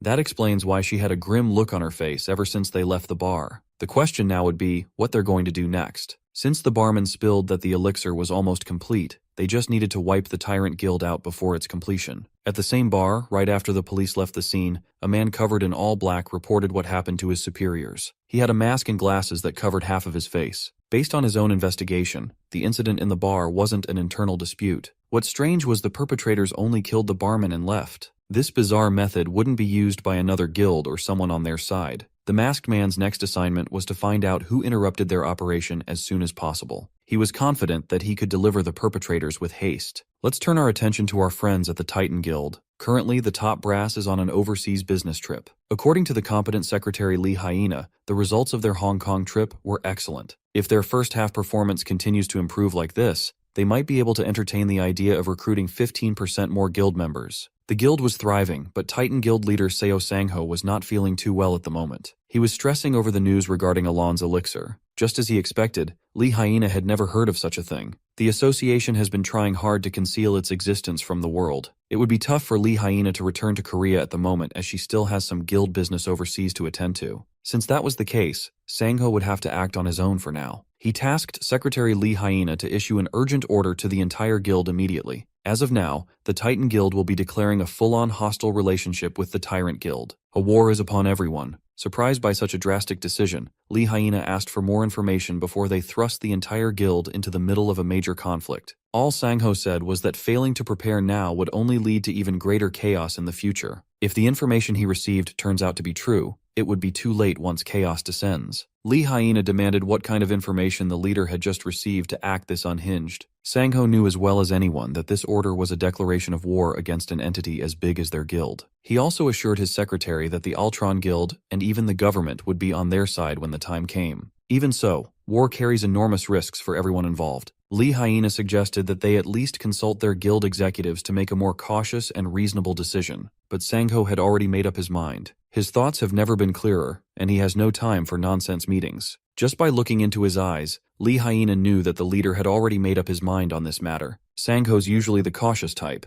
yet he's making such a decisive decision. He understands that she's feeling some reservations about acting blindly without much information at hand. For now, Sangho needs Lee Hyena to trust his call and declare the order confidentially within the guild, while they conduct hushed investigations. The official announcement of war can come later. As for the internal investigations, Sangho already had a few people he wanted more info on. What prompted this sudden shift in Sangho, you ask? Obviously, it was a single text from Jin Hyuk regarding Tyrant's plan to create the sinister drug through human sacrifice. Lucia was just chilling in Jin Hyuk's crib, eating her sweets and nagging the young man regarding his plans. She was glad to know that there were some trusted and level-headed people in this world like Seo Sangho. If no one agreed to join forces and destroy the Tyrant Guild, she would have handled the matter herself. It helped that the method to create Alon's elixir was undoubtedly inhumane. Jin Hyuk asked when the elf would go back to the dungeon instead of emptying his pantry all day, but she refused to go back to the boring dungeon and miss out on the raid against a villainous guild. She reckoned that the Tyrant Guild must not be ordinary hunters if they were crazy enough to concoct something so sinister. Even Jin Hyuk had to admit that he couldn't handle such a large organization by himself. At least not yet. Lucia officially offered her help in wiping out those scum together. Jin Hyuk thanked her for doing so, even if she didn't have to. Suddenly, someone started knocking on the door and calling Kang Jin Hyuk's name. He wasn't really expecting anyone, so this was an unexpected surprise. Maybe it was just a delivery. Perhaps it was something more. Maybe it was the masked man sent to investigate what happened in the bar. He had a magical compass that could track people through blood. He used the barman's blood to track down the traces left on Jin Hyuk's body. From the bar, he didn't even need a car to traverse the rich cityscape flawlessly. Using the roofs of every building on the way, the masked man started his hunt. Finally, he landed in front of an apartment building after pinpointing the blood's direction. He stared at the humble home and could not help but feel a little odd. For a second, he thought the house looked a bit hazy, but he just chucked it up to his imagination. He also recognized the address as the house of the hunter who dealt with the Leviathan a few days ago, which could mean that the two incidents might be somewhat related. But it doesn't really matter to the masked man. He was tasked with a job and he'll do it. Suddenly, he manifested a thick needle emanating a sinister aura from out of thin air. He plans to catch and ask his target a few things. Jin Hyuk walked to the doorway and asked who was on the other side.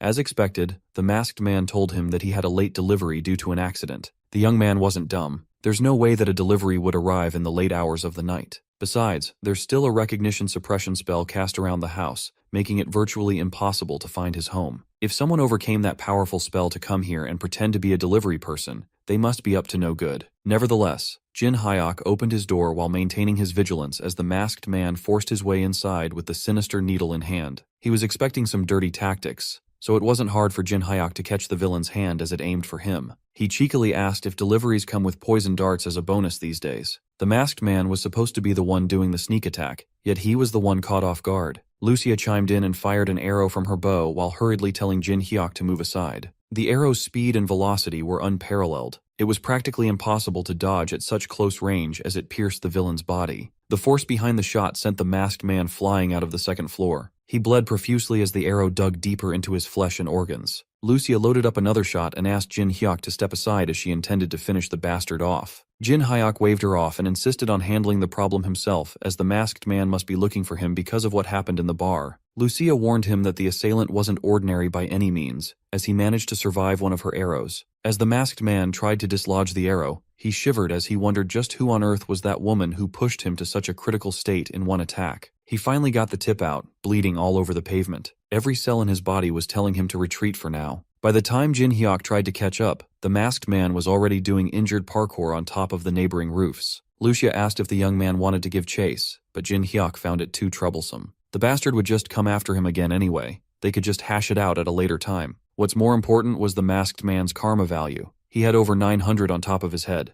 That means he's someone who kills like it's nothing. Jin Hyuk was itching to go up against a real villain, so this worked out perfectly. He was even thinking of using the masked man somehow in some way. The next day came, and Jin Hyuk and Lucia were escorted by a guild car to the mountains. The driver pulled over and pointed out the remote investigation site. They were brought here under guild leader Sang-ho's personal instructions, but it's no secret that there are still a lot of people in the Titan Guild who aren't fond of Jin Hyuk. Looking at the troops gathered at the foot of the investigation site, the young man assessed that half of them were A-rank hunters, or higher, an elite group through and through. As for the guy at the helm, it was the asshole who tried to pick a fight with Jin Hyuk back then. It looks like Executive Han Yong-seok will be taking the lead on this operation. Right from the get-go, Jin Hyuk could already sense a bad feeling that this mission was about to get annoying really fast. The executive formally introduced himself as the head of the operation. Much to Jin Hyuk's surprise, the bastard brought up the fact that they met one another during the last airstrike. The young commented on the executive's changed personality, as he seemed much more amicable and kinder today compared to before. Yong-seok cleared his throat and awkwardly apologized for his behavior from that time. He just got a little too excited in his efforts for the guild, so he wanted to take this opportunity to say sorry about their first encounter in hopes that it won't affect today's operation.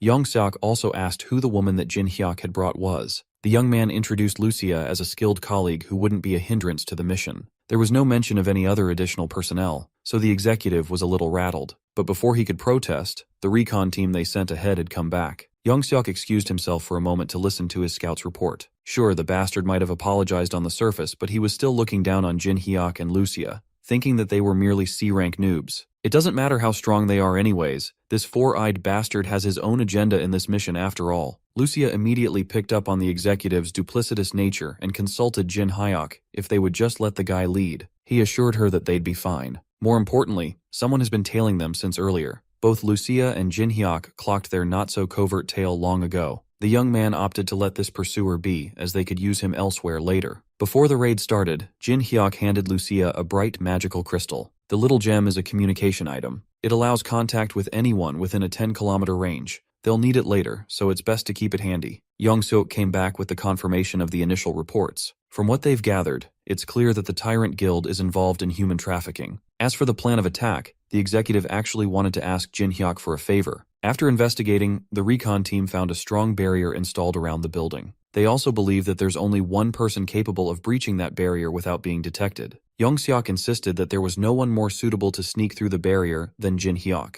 The young man freely called him out for essentially requesting a literal death walk behind enemy lines. The executive continued playing the part of an impartial team leader. He even sarcastically claimed that only the man who took down the Leviathan could pull off this stealth mission. Besides, rather than moving with the Titan Guild members, whom he never worked with before, it would be much easier to work on his own. Yong-seok was just putting everything on Jin Hyuk's shoulders. He's blatantly passing on all the risks to one person. They might think that they're getting one up on Jin Hyuk, but this is precisely the situation he was hoping for. So, Jin Hyuk joined a select team of Titan Guild hunters to sneak into the part of the barrier where they could penetrate. The plan is simple. The magic team will create a small breach in the barrier, and Jin Hyuk will have to needle his way in. They reached the eastern facade of the facility and sped up. This incompetent magic team can only sustain a small breach for a few seconds, so Jin Hyuk needs to act fast and run with all his strength. Without wasting another moment, they started working on the barrier to give the young man a sliver of entry point. Jin Hyuk doesn't even mind that he is getting played and deliberately delivered to the enemies. He was just curious as to what the Tyrant Guild was hiding in these mountains. As soon as the breach was established, he ran inside the barrier and excitedly looked around the compound.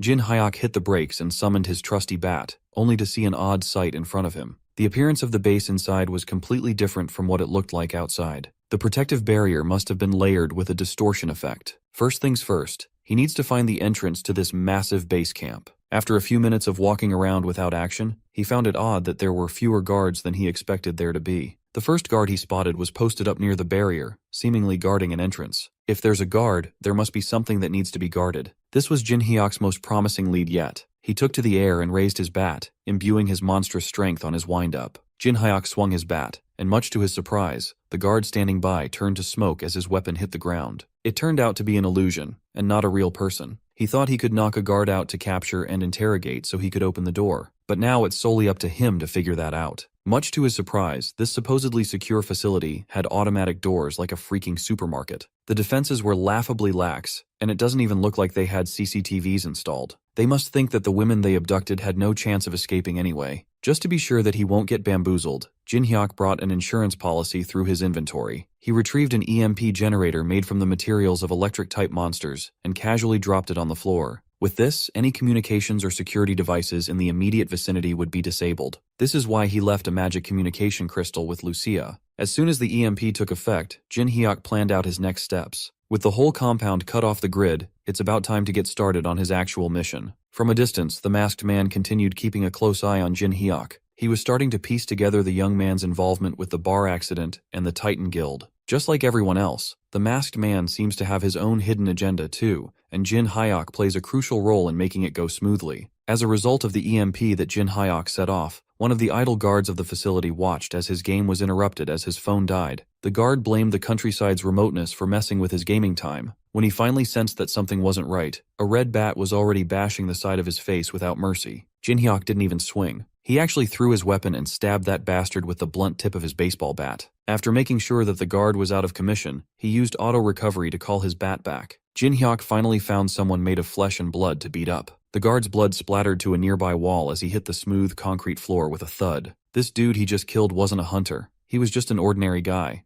but he had a whopping 800 karma hanging over his head. This place is undoubtedly full of vile, inhuman trash. Now Jin Hyuk can wipe out everyone involved in this operation without hesitation. Upon entering the locked gate, he was greeted by a long hall of prison doors. This must be the place where they've been keeping all the abducted women. The living conditions in each cell were abysmal. They were chained up like animals waiting for their turn to be used as fertilizer for that damned elixir. Jin Hyuk's thoughts was interrupted by a man's voice asking who he was. One of the cells in this prison row was different than the rest. Instead of a woman, a dude was imprisoned in one of them. Jin Hyuk also recognized the uniform that the man was wearing. The uniform of the Tyrant Guild itself. Mr. Prisoner warned the young man to run away before it was too late, as everyone in this facility had already gone insane. Outside, the scummy team leader looked at his watch and timed Jin Hyuk's infiltration. It's been a while since the young man went in, and things are still quiet. Maybe it's time for the main force to move too. Young-sok ordered his men to push and go on standby near the facility, ready to go in if anything unusual happened. As soon as he gave the go signal, the Titans rushed forward like a flock of flies with their black jackets. Lucia just stood there, unmoving and nonchalant. Young-sok can't figure out what her deal was. Finally, the four-eyed bastard joined his men to stand by while Jin Hyuk did all the work inside. Lucia wonders if it's time for her to do her part too. Before the mission started, Jin Hyuk swore to deal with the situation inside the building on his lonesome. Her job would be to keep a close watch on the Titans outside. They still don't know what Han Young-sok might try to pull, so Lucia has to be vigilant. The young man warned her not to get too involved, but that's never been her style. Back inside the facility, Mr. Prisoner introduced himself as Young Dae-yoon. Jin Hyuk asked the dude why a Tyrant Guild member like him would be in such a sorry state. Dae-yoon confessed that he was imprisoned for trying to kill Elan herself. Right now, they're just keeping him alive for his expertise in illusion skills. That distortion effect on the protective barrier and the fake guard must be his doing. Jin Hyuk was curious why this guy would try to flush his guild's research down the toilet. It was simple, really.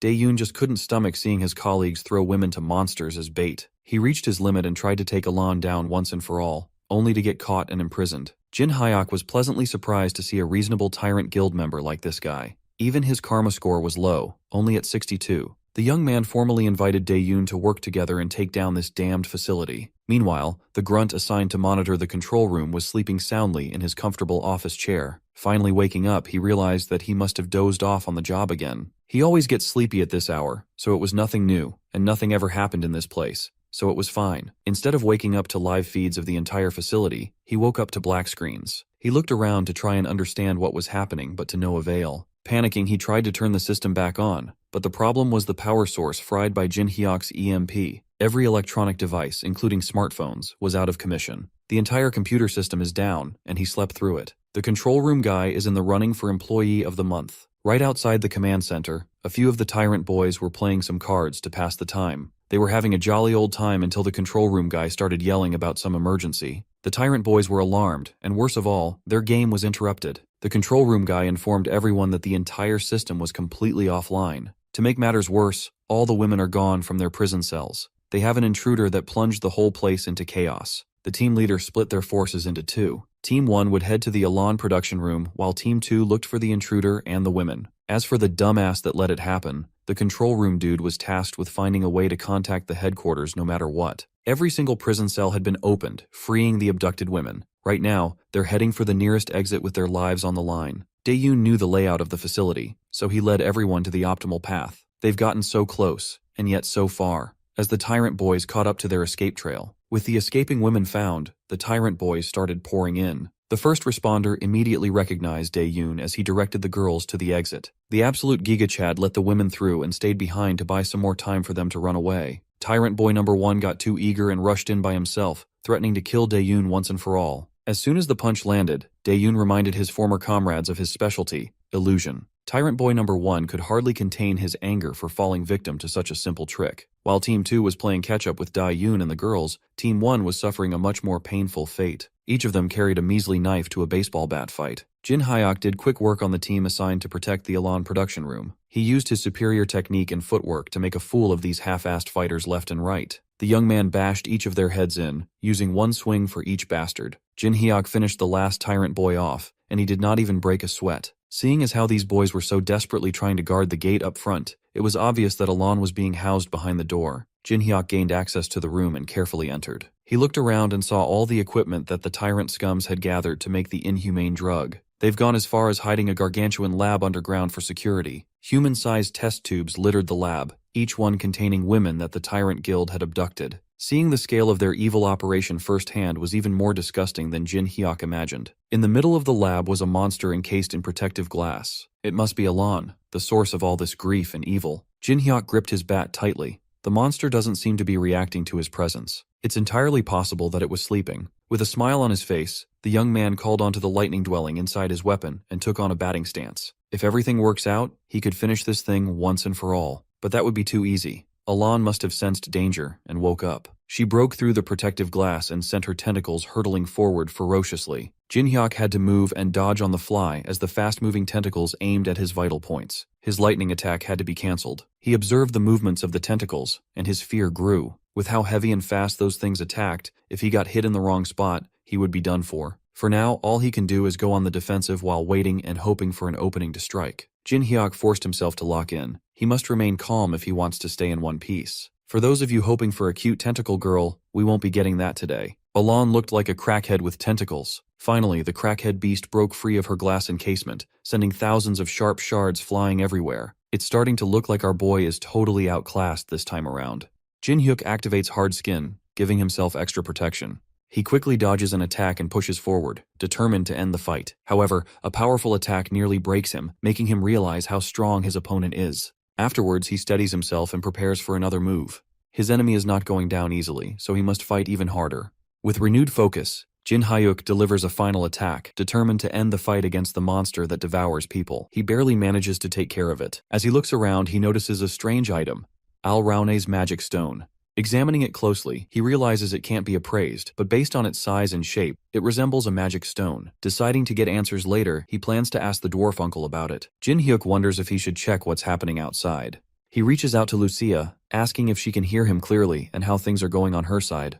He wants to know if the girls managed to escape safely. Lucia responds, explaining that a man and the girls have headed down the mountain. However, the ones chasing them are dressed the same, which seems suspicious. Lucia listens as he clarifies that the man was once captured for betraying the tyrant but seems trustworthy. They decided to work together, and now he is our ally. Jin Hyuk reassures and confirms that they are on the same side. Now that the situation is clearer, Lucia asks about something more important, checking if Al Raun has been dealt with. Afterwards, Jin Hyuk reassures that Al Rauni has been taken care of properly, and that he has also secured the magic stone.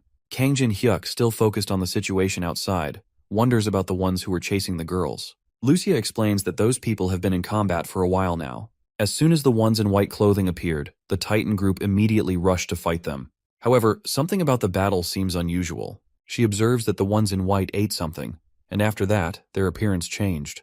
Now the Titans, who initially had the upper hand, are starting to struggle. Jin Hyuk wonders if the strange transformation is related to what someone mentioned earlier, Alraun's drug. Realizing the danger, Jin Hyuk knows it will be a big problem if the Titan Guild collapses now. Despite finding the Titan members annoying, he understands that stopping the Tyrant Guild takes priority at the moment. He asks Lucia if she can assist them in the fight to prevent things from getting worse. Lucia understands the plan and agrees to take care of the white-clad enemies. She reassures Jin Hyuk that he can count on her, but in return, she demands a large supply of sweets as a reward. Meanwhile, Jin Hyuk senses that everything on Lucia's side is falling into place. Confident that the battle is nearly over, he calls out to someone hiding nearby, referring to them as Mr. Delivery Man.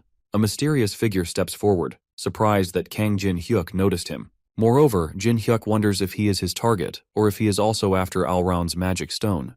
However, he reveals that his goal was initially the same but has now changed. Kang Jin Hyuk warns him that he will regret whatever choice he just made. As they engage in battle, the enemy is shocked by the incredible reaction speed, something far beyond what an average C-rank hunter should be capable of. The bastard recalls the moment when our guy blocked the poison darts earlier, wondering if it was truly just luck. Despite his doubts, he reassures himself that, in the end, the guy he is dealing with just a C-rank hunter. He activated his ability, preparing to finish him off. However, as he attacks, he realizes something unexpected. Jin Hyuk is wearing armor. Afterwards, he attempts to retreat, but before he can get away, he feels a sharp force stopping him. Jin Hyuk is not letting him escape this time. The enemy barely manages to block the attack. Doubt creeps in as he realizes that Ji Hyuk is much stronger than he first thought. Frustrated, he shouts, promising to get revenge, unable to accept that he is being beaten. But Jin Hyuk declares that there won't be another chance, believing this place will be his final resting place. With all the fallen taken care of, the focus shifts to the injured. Ensuring their safety is the next priority. Meanwhile, a report must be made. The discovery of hidden drugs by the tyrants comes as a shock.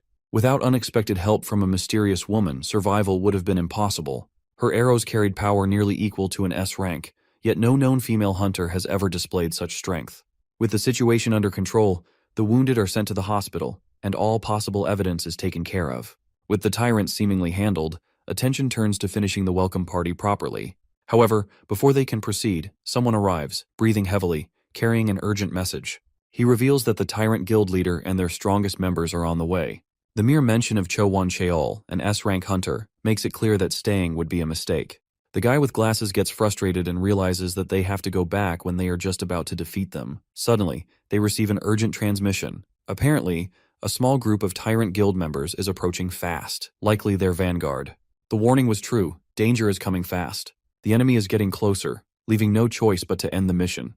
Afterwards, the decision is made quickly that everyone must leave immediately, making sure to escape without delay. One person chooses to stay behind, knowing that disappearing could create suspicion. Staying will help in making an alibi and shifting the blame elsewhere. A false report will be given to make it seem like someone else is responsible. Preventing a direct conflict between the Titan and Tyrant guilds is the main goal. After thinking it through, they decide to put all the blame on Hunter Kang Jin Hyuk, who is still inside. This explanation seems like the best way to cover their tracks and leave without being noticed. Doubts arise about trusting the traitor, as fooling the Tyrant Guild won't be easy.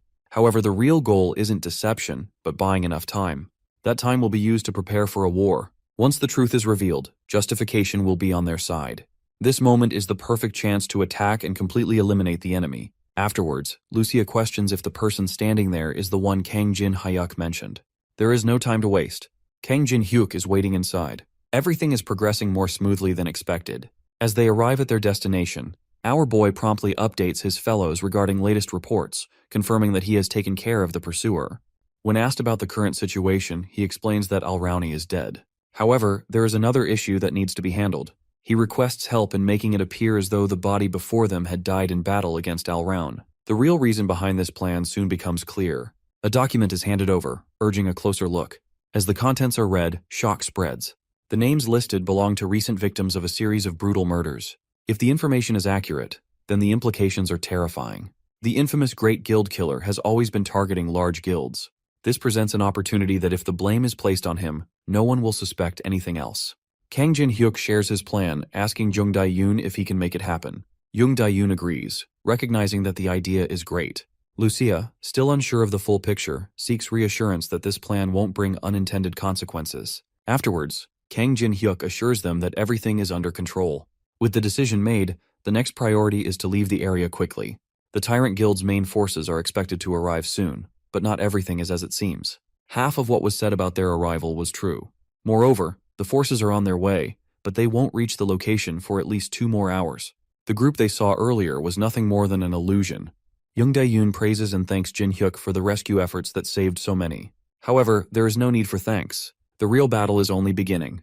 Moreover, the Tyrant Guild has suffered a serious setback, and when word spreads, other guilds won't stay silent. Afterwards, Jin-hyuk is looking forward to seeing how the Tyrant Guild crumbles. The Tyrant Guild's downfall seems closer than ever. Their hidden crimes are far worse than expected, making it necessary to involve higher authorities. To prevent getting directly caught up in a guild war, the information must be sent anonymously to the Hunter Association, the police, the government, and the media. Some worry that revealing everything will only benefit other guilds, but protecting innocent people matters more than gaining a short-term advantage. Soon, the shocking truth spreads everywhere. A powerful hunter guild has been secretly raising monsters and using humans as food. The public is horrified, and officials declare it a serious crime, promising a full investigation.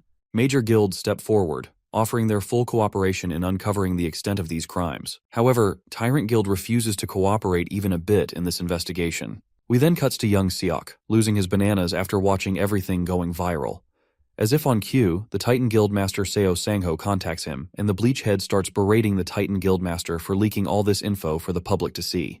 The frustration is evident because after all their efforts, another guild is being treated as the hero for exposing the truth. Keeping the information hidden would have allowed the Tyrant Guild to retaliate before anyone could unite against them. Han Young-seok argues that successfully recruiting an S-class hunter would have ensured victory over the Tyrant Guild. On the other side, Seo Sang-ho remains doubtful, pointing out that even with such a powerful ally, defeating the Tyrant Guild's master would never be certain. The debate over the guild war continues, Han Young-seok thinking they can take over the Tyrant Guild without worrying about the damage. Moreover, Seo Sang-ho argues that innocent people could suffer, making it too dangerous. Afterwards, Han Young-seok is questioned about his true intentions. A guild's duty is to protect, not just gain more power. He insists he only wanted what was best. Moreover, he realizes the guild leader always dismisses his ideas. He believes the Titan Guild has no future under its current leadership and is heading toward ruin. This is then the bastard contacts a certain someone and promises them the position in the guild, so long they overthrow the current Titan Guild master. We then cut to our boy, who is about to have chat with someone in secret. The meeting spot seems odd for a secret discussion, but Jung Dae-yoon arrives as planned. Kang Jin-hyuk greets him, noticing he looks more confident. The plan appears to be going well, and the lies prepared earlier have made things easier within the guild. Despite this, the situation isn't completely safe yet. The guild is planning to send a team to track down Kang Jin-hyuk. Considering how unstable the guild is, it seems strange for them to have the resources for this. However, some higher-ups have started questioning the recent events. The news of the murderer's body was discovered and spread unusually fast, making them suspect there might be another real culprit. Though there is no proof yet, doubts are beginning to rise. Since the plan worked, there's no risk of his identity being revealed, but staying cautious is still necessary. For now, it's best to keep a low profile until the Tyrant Guild collapses completely. Afterwards, Jung Dae-yoon hands over details about those leading the investigation and asks if Kang Jin-hyuk wants to check immediately. However, it doesn't seem necessary since they are all just illusions. Kang Jin-hyuk had already figured it out from the start. With no one else around, he wants to know who exactly is after him. The answer is an archer and a mage, both experts in disguise and concealment magic. They might even approach him while pretending to be someone familiar. After confirming the details, there's one more piece of information. The person mentions something called the monster counter. Kang Jin-hyuk recalls it being used when assisting the Titan Guild earlier, but this version looks different. It turns out to be an advanced model, improving upon the original device. After analyzing the Al-Round incident, the association developed a system to monitor hunters. Every hunter, starting with their guild, will be required to wear it, bringing them all under the association's supervision. Even hunting in dungeons might become difficult. If Kang Jin-hyuk plans to take the pill to grow stronger, he must act quickly before the monitoring system is fully implemented. If his strength increases after the system is in place, the association will take notice, and even the Tyrant Guild might start suspecting him. To avoid unnecessary attention, he needs to complete this process as soon as possible. A surveillance system like this was unexpected, but there's no choice now. Moreover, the priority is to get stronger, even if only a little. Without wasting time, he decides to head straight to the dungeon. In the dungeon, our beloved dwarf is angry at our boy for making him wait all this time. He had sent him to retrieve some ore, yet he vanished without a trace. Now, out of nowhere, he returns with something unexpected. With an apologetic tone, he explains that unavoidable circumstances caused the delay. After weeks of silence, he finally returned, acting like nothing had happened. The frustration is obvious. He quickly apologizes, trying to explain that he had something important to do. But that didn't change the situation. The item he brought wasn't just any material. It was cursed, filled with the grudges of many. Dwarves who were sensitive to curses wouldn't even go near it. Lucia had left earlier, saying she had something urgent to handle. Now, it seemed like it was connected to this. Instead of bringing the needed ore, he had returned with something completely useless. He was immediately told to get rid of it. Panicked, he insisted that he didn't know what it was. But that excuse didn't matter. His mistake had already been made. Even so, throwing it away seemed like a waste. There had to be another use for it. Then, there was only one option left. Moreover, Lucia's words from earlier suddenly made sense. She had hinted that our dwarf would not be able to deal with the stuff our boy brought. Now it was clear why she had said that. There was a place below the cliff he had visited. A place known as the Temple of the Dragon. A key was given with instructions to unlock the temple and remove the curse from the ore. If successful, a weapon even stronger than the current one would be made in return. There was curiosity about whether the key would really open the temple. The answer was yes, but a serious warning followed that this place is not an ordinary temple. It was far more dangerous than any dungeon faced before. Going in unprepared would be too risky. The decision was made to leave for now. No matter how far they have traveled, safety is more important. Kang Jin-hyuk watches Lucia speed ahead, realizing how quick she is. As he thinks about preparing for the upcoming challenge, only potions and scrolls come to mind. But he feels that might not be enough. Before he can ask Lucia for advice, he notices his food supply disappearing and catches her eating what was supposed to last a month. Before he can react, a call interrupts him. Secretary Lee Haina from the Titan Guild urgently asks for his help, mentioning the guildmaster Sang-ho. Her desperate tone makes him curious about what might have happened. Afterwards, Kang Jin-hyuk rushes to the location after hearing the urgency in Lee Haina's voice. When he arrives, he finds Sang-ho in critical condition, covered in blood and barely holding on. Lee Haina desperately tries to reassure him. Jin-hyuk quickly moves to provide first aid, knowing there is no time to waste. He pours a potion over the wound, easing some of the damage. Though the worst seems to have passed, he needs answers. Looking at the injured man and the shaken secretary, he wonders what exactly happened to lead to this brutal attack. Sang-ho struggles to speak. He explains that it was a trap set by his own guild members. After returning home, he attended a guild event, expecting a normal gathering. However, something felt off when he noticed only Han Young-seok's faction was present. Before he could react, it was too late. The drinks had been poisoned. His body weakened rapidly, but he pushed through, fighting with everything he had to escape. Even with all his strength, he barely made it out alive, collapsing from his injuries. Jin-hyuk listens carefully. Even with poison in his system, ordinary guild members shouldn't have been strong enough to overpower Sang-ho. He wonders what else might have happened. Before he can ask, Sang-ho trembles in pain. Moreover, Sang-ho's condition worsens as the wounds that were healed by the potion start reopening. The poison from the party must be much stronger than expected. Jin-hyuk quickly realizes they need to act fast. He wonders if anyone knows exactly what kind of poison was used and whether an antidote exists. Hyena hesitates, explaining that standard hunter antidotes won't work in this situation. Afterwards, Jin-hyuk suggests taking him to a hunter-specialized hospital, but Sang-ho reminds them that going to a hospital would only expose their location, and their enemies would find them in no time. Jin-hyuk considers their options and suddenly asks Hyena if she has a car. She is confused about where they are going. He tells her to prepare to leave immediately. They are going to his home. Moreover, she is surprised and wonders if he has an antidote there. Jin-hyuk reassures her that he doesn't, but he might have another way to treat the poison. Hyena quickly agrees and rushes to get ready, determined to drive as fast as possible while Jin-hyuk stays behind to keep an eye on Sang-ho. As they near their destination, Jin-hyuk urges Sang-ho to stay awake and hold on a little longer. Hina suddenly notices something concerning.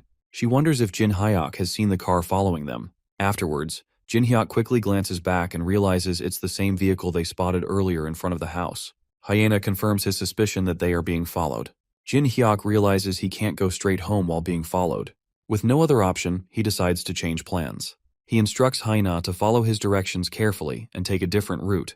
As they reach a specific point, Jin-hyuk prepares to confront Kang Jun-tae. He tells Hyena to drive straight to his house while he stays behind to handle the situation. His colleague has already been informed and will let her in upon arrival. Kang Jun-tae, expecting to find Seo Sang-ho, is surprised to see a stranger standing in his way instead.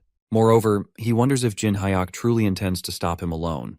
Meanwhile, Jin Hyuk studies him closely, wondering if this man is the only tracker or if someone else is. Afterwards, Jin Hyuk wonders why Hina isn't heading to the house as planned. Before he can question her further, she suddenly shouts for him to escape at all costs, and then she reveals the terrifying truth. The man chasing them is an S-class hunter. Shock hits Jin Hyuk as he hears the name Kang Juntae. His presence detection skill activates, confirming the immense power. The force of Kang Juntae's aura spreads across the area, making it clear that this is no ordinary opponent. Jin Hyuk struggles to hold his ground. Hina asks if he is okay, but he barely manages to respond, realizing he can't last much longer. He urges her to escape immediately, promising to find a way to catch up later. Hyuna is unwilling to leave him behind, but he insists. Understanding the danger, she finally agrees and rushes away. However, Kang Juntae refuses to let his prey escape so easily. He moves to intercept, determined to stop them. Jin Hyuk throws himself in the way once again, frustrating the S-class hunter. Juntae wonders why this man keeps interfering with his plans. Jin Hyuk does everything he can to buy time. Hina is now a safe distance away, hoping that Jin Hyuk will survive and return alive. Moreover, Jin Hyuk realizes the intensity of the situation. Kang Juntae, clearly annoyed, wonders why someone like Jin Hyuk is interfering, and warns him to step aside if he values his life, claiming he is too busy to deal with distractions. Jin Hyuk refuses to back down. He wonders if Juntae truly believes he would just run away in fear. Before Jin Hyuk can react, Juntae moves with speed. Each attack is not just fast but dangerously powerful. Every strike forces Jin Hyuk to dodge desperately, knowing that even a single hit could end him. Afterwards, Juntae taunts him to keep going, eager to see how long he can last. His attacks grow fiercer, and Jin Hyuk realizes that if he takes a direct hit, it will be over. Thinking quickly, he activates his inventory and equips his mithril chainmail armor. The unique effect immediately takes hold, reducing both physical and magical damage by half. As the next attack hits Jin Hyuk, he realizes just how close he came to death. If not for the armor he had prepared in advance, he wouldn't have survived that last attack. Juntae observes him, noting that he hadn't expected Seo Sang-ho to have someone this skilled under him. But then, something clicks in his mind. He wonders if Jin Hyuk is the C-class hunter rumored to have captured a new type of monster. The name sounds familiar. Han Young-seok had mentioned someone like him before, someone who was quite close to Seo Sang-ho. Afterwards, Jin Hyuk quickly realizes that his identity has been exposed. Even if he manages to escape now, it's only a matter of time before they track him down. His house won't remain safe for long. Before he can think further, he realizes that he can even escape from someone as powerful as Juntae. Afterwards, Juntae makes an unexpected offer. He tells Jin Hyuk to forget about Seo Sang-ho and join forces with him instead. The new Titan Guild needs someone like him.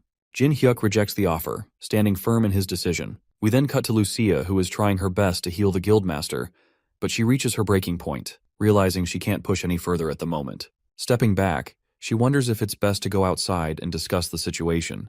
The poison in Seo Sang-ho's body remains dangerously strong. Although Lucia has taken temporary measures to help him rest, it's clear that the treatment isn't complete. The pain is gone for now, but it won't last long. Lee Hyuna becomes more concerned, wonders what they should do next, and asks if there's any other way to treat him. Lucia thinks for a moment before recalling someone who might be able to help. A certain short man comes to mind. If anyone can do it, it's probably him. However, there's another problem. To enter the dungeon where the solution might be found, they need Jin Hyuk. A possibility exists, but it won't be easy. Meanwhile, in battle, Jin Hyuk struggles to keep up. His opponent keeps attacking, leaving him no time to recover. Every hit shakes him, and the energy he had at the start is fading fast. Moreover, he knows he has reached his limit, and drinking a potion would help. But there's no chance to do so with the continuous attacks. There's only one option left. He must go all in with one final strike. Determined, he refuses to give up. If this is the end, he will make it count. Gathering his remaining strength, he prepares for one last desperate attack. No matter how hard he tries, his attacks keep missing their mark. Frustration builds, but Kang Juntae remains unimpressed, calling the fight boring. Without warning, a deadly attack comes his way. He knows he must dodge, but his body refuses to move, and he ends up taking hit. Panic sets in as he desperately tries to command himself to react. His mind screams for his body to move, yet he remains frozen. At the last moment, his instincts take over, and he barely shifts to avoid a fatal blow. Kang Juntae acknowledges his quick move, impressed that he managed to survive. Once again, an offer is made to join forces and live. Jin Hyuk refuses, and Kang Juntae realizes that there is no other way. The final attack is about to land, and Jin Hyuk wonders if this is truly the end. Just then, an arrow flies through the air, interrupting the fight. Lucia has arrived. Let's take a step back to understand how this 10 out of 10 baddie came here. Lucia moves quickly, following the directions she memorized. Even though it's her first time going through this path, she pushes forward without hesitation. Every step brings her closer, and she hopes she isn't too late. Moreover, she prays silently for Jin Hyuk to hold on. He just needs to survive a little longer. Meanwhile, the battle continues. Kang Juntae prepares to end the fight, but before the final strike hits, an arrow cuts through the air. The unexpected attack forces him to step back. He looks at the arrow in disbelief that it carries so much power. Jin Hyuk is struggling to stay and recognizes the arrow immediately. Lucia has arrived just in time to save Jin Hyuk, surprising their enemy with her strength. He initially underestimates her, thinking she isn't a real threat, but quickly realizes his mistake when she easily blocks his attack. Shocked by her power, Kang Juntae struggles to understand how she can match him. Meanwhile, Lucia remains focused, knowing this isn't the time for lessons. She needs to end the fight quickly. Lucia breaks the enemy's spear with her hands, leaving him in shock. He struggles to understand how he is being pushed back so easily. The thought crosses his mind that she might be an S-class hunter from another country, as he would have known if such a powerful hunter was in the area. Jin Hyuk, still recovering, is equally stunned by her strength. Afterwards, Lucia sees that he can move and gives him a choice, asking Jin Hyuk whether she should finish their opponent or leave it at this. Jin Hyuk advises her that there is no need to get further involved. Also, he suggests Lucia end the fight, but Kang Juntae refuses to acknowledge defeat. He realizes, however, that continuing would only bring unnecessary risk, so he agrees to stop for now, though he masks it with arrogance. Afterwards, Lucia teases him, but he remains firm and says that he will remember this day. Before leaving, he issues a final warning, declaring that the next time they meet, both she and Jin Hyuk will face their end. And with that, he disappears. With the fight over, Lucia finally helps Kang Jin Hyuk recover and reassures him that his condition isn't as bad as expected. And to his surprise, his wounds heal completely. Grateful, he thanks her, impressed by her combat skills and healing abilities. Lucia takes pride in her strength, teasing him about finally recognizing her greatness. Afterwards, Jin Hyuk jokes about her being an overpowered character, explaining that it's a compliment. Then, he asks Lucia about guild leader Seo Sang-ho, to which she responds that he is resting at home, but without proper treatment, his condition remains critical. They consider the possibility that the dwarf they encountered earlier might have the antidote, making it clear they can't afford to waste time. Afterwards, they prepare to head back immediately. Moreover, Lucia warns Jin Hyuk not to overexert himself, reminding him that his wounds could reopen if he isn't careful. With his identity exposed, Kang Jin Hyuk knows that danger comes at any moment. He insists that they need to act quickly, but their priority remains saving Seo Sang-ho. Arriving at their destination, Uncle is frustrated, pointing out that Jin Hyuk failed to bring the ore needed for purification. Instead, he has brought a poisoned person, making it difficult to proceed. Jin Hyuk apologizes, explaining that things didn't go as planned, but promises to make it up later. His main concern is saving Seo Sang-ho. However, the situation worsens when they learn that the poison affecting Seo Sang-ho is basilisk venom. An antidote is needed, but the necessary materials aren't available in this location. Jin Hyuk wonders if his uncle might have the antidote. Afterwards, he responds that he isn't a magical treasure chest that holds everything. Meanwhile, Seo Sang-ho turns to Jin Hyuk with curiosity, wondering about this place. Jin Hyuk acknowledges the question but avoids a full explanation, simply suggesting to think of it as one of his abilities for now. Kang Jin Hyuk considers the risks of revealing this secret place but decides to trust the guild leader, just as the guild leader had trusted him first. The uncle hands over a medicine, explaining that it will only buy them time. At best, it will last for half a day, and if they fail to find the antidote within that period, Seo Sang-ho won't survive. Jin Hyuk asks if there are any other treatments, but the response isn't hopeful. A hunter-specialized hospital might have the antidote, but as Seo Sang-ho had warned, their enemies would track them down the moment they went there. But this is then my guy remembers something. Later, they return back to Earth and he is having conversation with our girl. They discuss the possibility of secret places where an antidote might exist, though none are known for certain. Despite buying some time, they still don't have a real solution. Afterwards, Jin Hyuk mentions one last possible method. If this doesn't work, they will have no more options left. He then makes a call. The person on the other end is surprised to receive a call so late at night and asks why he is calling. Jin Hyuk gets straight to the point, asking if they have an antidote for basilisk venom. The person responds that he doesn't have the antidote but knows a backdoor doctor who might. When asked why he needs it, Jin Hyuk simply states that it's urgent. The person agrees to introduce him to the doctor and asks if he wants them to come discreetly. Since Jin Hyuk is considered a VIP, they promise to handle it carefully. Soon the doctor arrives as planned. Jin Hyuk assures everyone that the antidote is on its way, bringing relief and even tears of gratitude from her eyes. The doctor successfully removes the poison from Seo Sang-ho's body. However, he explains that it will take at least 2 weeks for his body to fully recover and regain movement. Until then, complete rest is necessary. Afterwards, Kang Jin-hyuk realizes that Seo Sang-ho's 2-week recovery period causes a major problem. During this time, he won't be able to withstand the Titan Guild's pursuit, even with Lucia's help.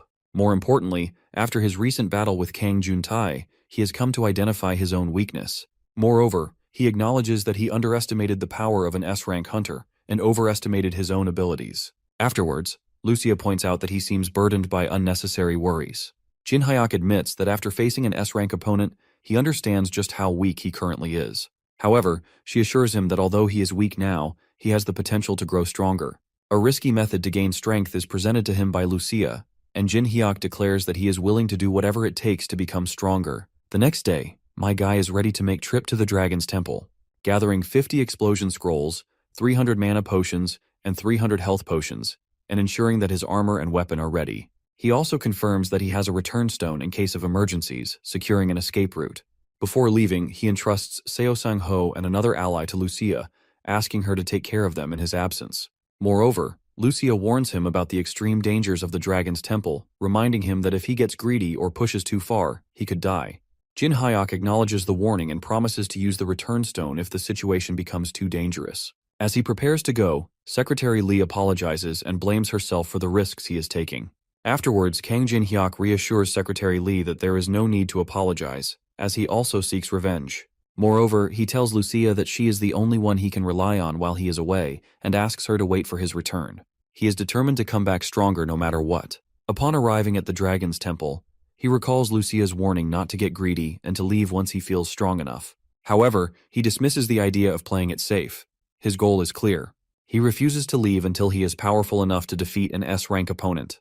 Kang Jin-hyuk keeps walking but doesn't see anything for a long time, making him wonder if he's on the right path. Suddenly the area lights up, revealing strange suits of armor. At first they look like decorations, but something about them feels off. Afterwards, he quickly realizes they are actually enemies. Instead of feeling scared, he sees this as the kind of challenge he was looking for. As the fight begins, he notices that the armored figures may look strong, but they aren't very powerful. Then, he figures out their weak point. He needs to destroy their cores. Afterwards, Kang Jin-hyuk isn't worried about the armored monsters. He has the perfect weapon to deal with them. He unleashes a powerful burst of electricity, targeting their cores all at once. He wonders how the metal creatures are handling the shock and how the electricity tastes. At the Titan Guild's office, Han Young-suk's expressions are filled with frustration, and his blood boils because of Kang Jun-tae for messing up catching one drug-addicted fool and making things so complicated when they weren't meant to be. Turning to his assistant, he demands an update about what happened to the executives who supported Seo Sang-ho. So the assistant informs him that they have been confined to their homes and are being thoroughly monitored. The Titan Guild members have cut off all communication lines, like the internet and phones. Hearing that, Han Yeon-sun gives a cold calculation order to keep watching them to make sure Seo Sang-ho doesn't escape in that direction. But before the conversation could continue, suddenly a loud burst can be heard. The door flies open. It is Kang Jun-tae, who angrily barges into the office. He demands an explanation on why he hasn't been warned about the unexpected obstacles. Han Young-suk doesn't understand this sudden rude outburst, as he did give Jun-tae information about that low-level hunter. Jun-tae angrily moves forward, revealing he is not talking about the guy, but the archer woman. Han Young-suk's assistant immediately moves to intervene, suggesting Jun-tae to step back from the executive, but without giving a damn. With a sharp, brutal punch, he sends the assistant to the corner of the floor, not even sparing him a glance. At that moment, the Bleachhead realizes that this dude is likely talking about the woman who has been traveling with our boy. He then hesitantly asks Jun-tae if he lost to her. The question hits like an insult, and Jun-tae immediately shrugs it off by calling it nonsense, and insists that if his spear hadn't broken, he would have won. Judging by his words, Young-suk understands she is a tough opponent, even for Jun-tae, and this is not even him complaining. She overpowered him and he felt humiliated, though he didn't expect her to be this strong. Not sure how to respond, he assures Jun-tae about preparing for her too, along with Kang Jin-hyuk. However, he reminds Jun-tae to finish Sang-ho as quickly as possible. Only then can they fully take control of the Titan Guild. They know he has already been poisoned, so he might be on the verge of death, or even if he survives, he won't be able to fight as he used to, so all they have to do is find him, and it is over. The only variables for them are Kang Jin-hyuk and Lucia, but this time the guild will make sure to kill them. Han Young-suk trusts Juntae to handle this. Once those two are dead, there will be no more obstacles. Everything will be taken care of, and then the position of Titan Guild leader will be Juntae's. At the same time, in the Dragon Temple, Kang Jin-hyuk took down all those armored things, and now is in the second room. Then, in a dull light, he spots a throne, and upon it, a figure is seated. Something is definitely off. Their karma level is at 0. The old man sitting on the throne is excited to see a new challenger after so long. Kang Jin-hyuk respectfully asks about him, and confronts the man that he knows this man is not someone ordinary. This makes the old man intrigued to know if this assumption is because he has 0 karma, which makes Jin-hyuk wonder how he knows it. But instead of simply answering the question, the old man questions Jin-hyuk's intentions of coming there and guesses if that cursed and resentful thing he carries isn't why he came all this way. Well, our boy is stunned that this bastard is talking as if he knows everything already. But when the old man steps forward to stand face to face, Jin-hyuk extends his hand, shows him a stone, and informs him that he came there to purify it.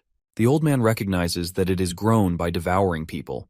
It carries a considerable amount of grudges, though he doesn't find it a difficult task. With a wave of his hand, the old man casts a spell, causing energy streams to come out of it, and in a minute he purifies it. Even the color of the stone changes, and that ominous aura seems to be gone too. Jin-hyuk's face makes it evident how impressed and surprised he is. Therefore he thanks him. The old man advises him to save this gratitude for when his true purpose here is complete. Jin-hyuk doesn't seem to understand, and when he looks into the old man's eyes, it seems like he has been transported to somewhere else, while the old man informs him that the trial has already begun. He warns him to not let his guard down and give it his all, otherwise he will lose his life. Jin-hyuk is then transported to a dark place, realizing this is the true trial of the Dragon's Temple.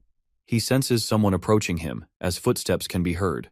The same armored figure from before appeared, but something is different. His surroundings glow, and he wonders if he has been transported to a new space. Out of curiosity, he questions the armored man.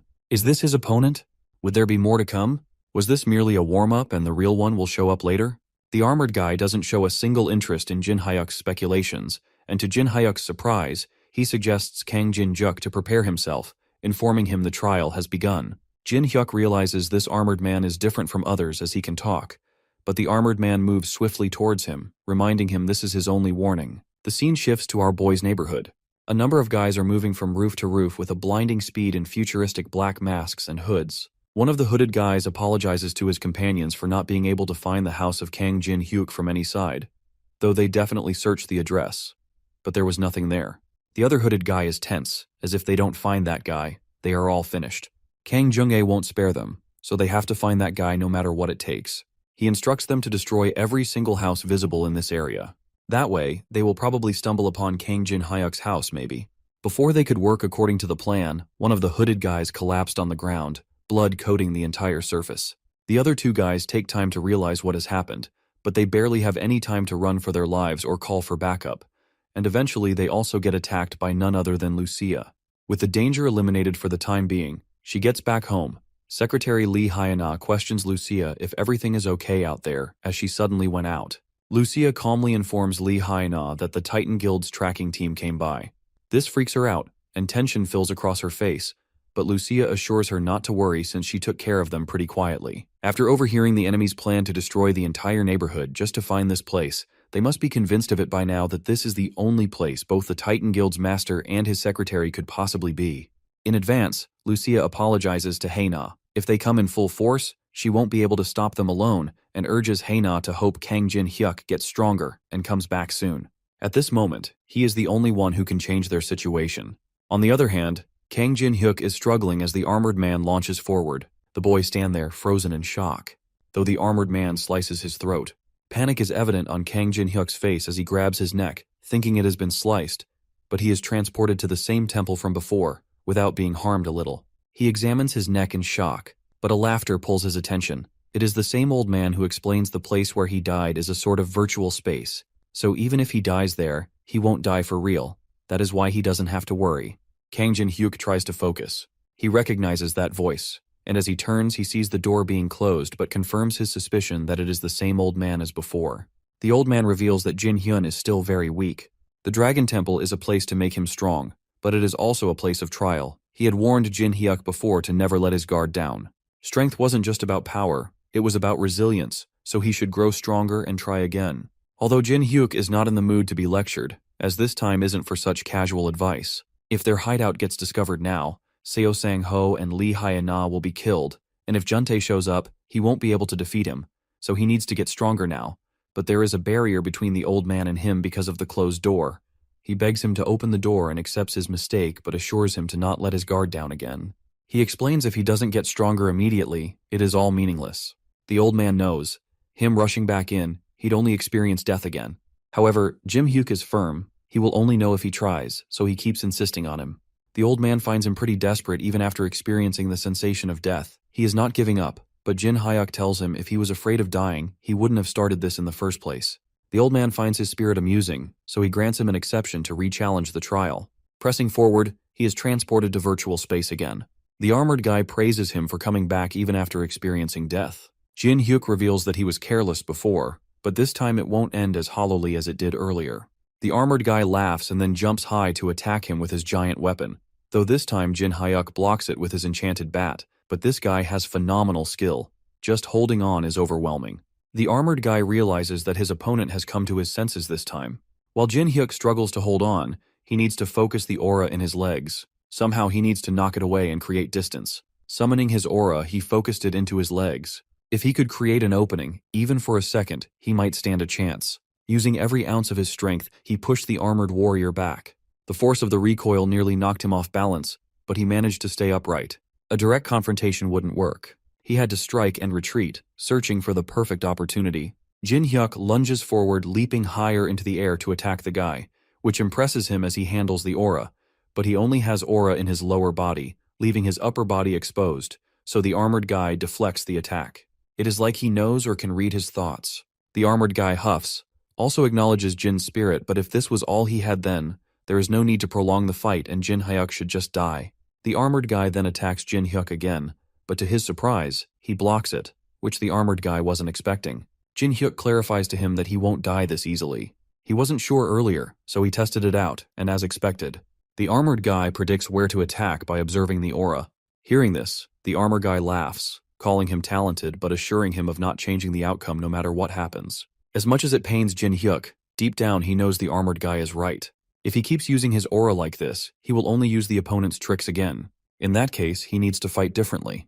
He opens the inventory, drinks a mana potion, and decides to surround his entire body with aura so the opponent can't predict his moves. Before he could finish the whole potion, the opponent attacks him again, but because of his present-mindedness, in time, Jin Hyuk is able to dodge the attack. The armored guy has noticed him enveloping his whole body in aura, questioning if it was that drug from earlier that boosted his aura and mocks him for obtaining power from such a substance, which can never be called his. Jin Hyuk doesn't care whose power it is, as long as it helps him win. Wielding the enchanted bat, he moves swiftly, dodging attacks and counterattacking with force. The armored guy launches heavy attacks from all directions. Despite that, Jin Hyuk isn't giving up. The armored guy is now finding him somewhat formidable, though Jin Hyuk guarantees that he is more than that. Both of them struggle for dominance. Sparks and shock waves burst when their weapons collide, and the fight is pushing both sides to their limits. The armored guy praises Jin Hyuk for holding out well, but that is exactly when Jin jumps unexpectedly, warning the armored guy that it might sting a bit and attacking his opponent. Meanwhile, Hyung-il and Lee Jun-chul are driving past Jin Hyuk's residential area and notice a number of guys from the Titan Guild desperately searching for Seo Sang-ho right now. Hyung-il suggests drawing attention would only cause trouble, though Lee Jun-chul advises him to not act recklessly and arouse suspicion. He then asks him to wait a moment and just watch, as he has got a plan. Unexpectedly, he pulls out his phone and calls Seo Sang-ho's secretary, Lee Hyana, to ask if she has heard anything about him from Hunter Jin Hyuk. She recalls he is the one who introduced our boy to the doctor. Jun-chul then inquires about Sang-ho, so she reassures him that Sang-ho is receiving good treatment and is safe. Staying calm, he informs her that he is near our boy's home right now and notices that Titan Guild members are swarming the area, which means that the guild master is there. If this keeps up by the time guild leader Sang-ho recovers, they will have to face a Titan Guild blockade right outside his house. To resolve the issue, Jun-chul suggests meeting in person to discuss a solution. Back at the Dragon's Temple, the armored guy is shockingly perfectly fine even after taking that powerful, mind-blowing hit. The opponent mocks him for standing there dumbfounded and provokes him to bring it out now if there is anything left. Jin Hyuk doesn't believe that even lightning didn't work, so he admits that he has nothing else hidden, so they should gamble everything on this fight to death. The opponent assures him about playing along and giving him a proper massive strike. He then exudes an aura of power. Meanwhile, Jin Hyuk grips his bat tightly, though he notices divine energy radiating from his opponent and mockingly calls him a paladin. The armored guy proudly reveals he is not a paladin, but something close to that, and then confirms to Jin Hyuk if he is ready. Jin Hyuk stands there unfazed, being ready for a while. As the guy lunges forward, Jin Hyuk knows fancy tricks won't work. What he needs now is a full-force strike. Jin Hyuk uses every inch of aura in his body and blocks the divine energy's attack. He is aware that if he falls back, it is over. The armored man understands. This is different from before. Jin is focusing all the aura into one point to amplify its power, truly betting everything on this one strike. But the opponent tries pushing him while attacking, which makes him stumble, even as his aura scatters. Though the armored guy promises him, he won't be able to defeat him just with that. The battle has finally reached its peak. The armored guy lunges forward, their weapons clash. Jin Hyuk is struggling with the overwhelming force pressing down on him, but despite his determination to not give up, he is pushed back on the ground. He presses his bat onto the ground to steady himself, his body trembling with exhaustion. He managed to block it, but the aura has been used up, and he doesn't even have the energy to move his body. The armored guy questions whether this is truly the limit of his power. Holding up his weapon, he points out, in the end, all Jin Hyuk has done is break this iron sword.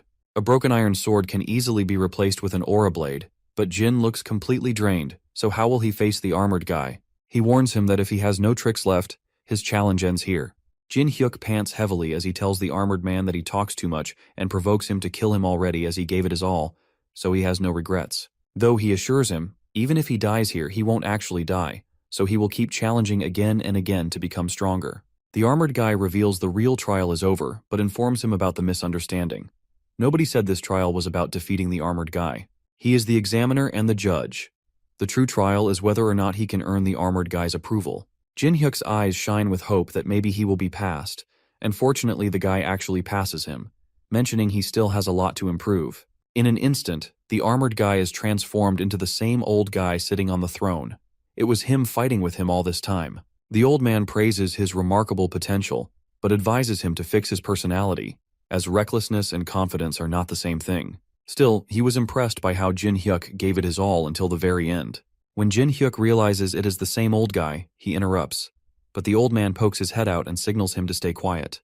As he wished to know how to grow stronger, so the old man explains, his aura is power rooted in divine energy, which makes the method simple. He must connect with the divine, so the old man puts his hand on his head, revealing he has taken a liking to him, so he should use the gift he is about to bestow upon him wisely. Before Jin Hyuk could comprehend, he was transported somewhere unfamiliar. Panic is visible on his face when he notices a giant dragon, but the dragon assures him not to be scared as he was brought here to be granted power by the one who has acknowledged him. Challenger who passed the trial, from this moment forth, he will be imbued with the power of the divine. Suddenly, energy streams move towards Jin Hyuk. Therefore, the dragon insists he accept it. This is the grave of a god who looks favorably upon him. Confusion and fear spread across his face, but it doesn't hide the fact that from now on, the divine power will be with Jin Hyuk. Lee Jun-chul has arrived at Jin Hyuk's house. Lucia sits there anxiously, waiting for Jin Hyuk. He is late. Worried expressions fill her face, mind racing with questions. Has something gone wrong? Just as negative thoughts take over her mind, she suddenly senses a strange shift in the air. Turning quickly, she opens the gate. The gate to the dungeon is appearing. It means Jin Hyuk has succeeded. She examines the gate and is shocked to sense a powerful aura coming from beyond the gate. Finally, footsteps can be heard, and Jin Hyuk enters the game. Lucia stands there stunned. The realization hit her.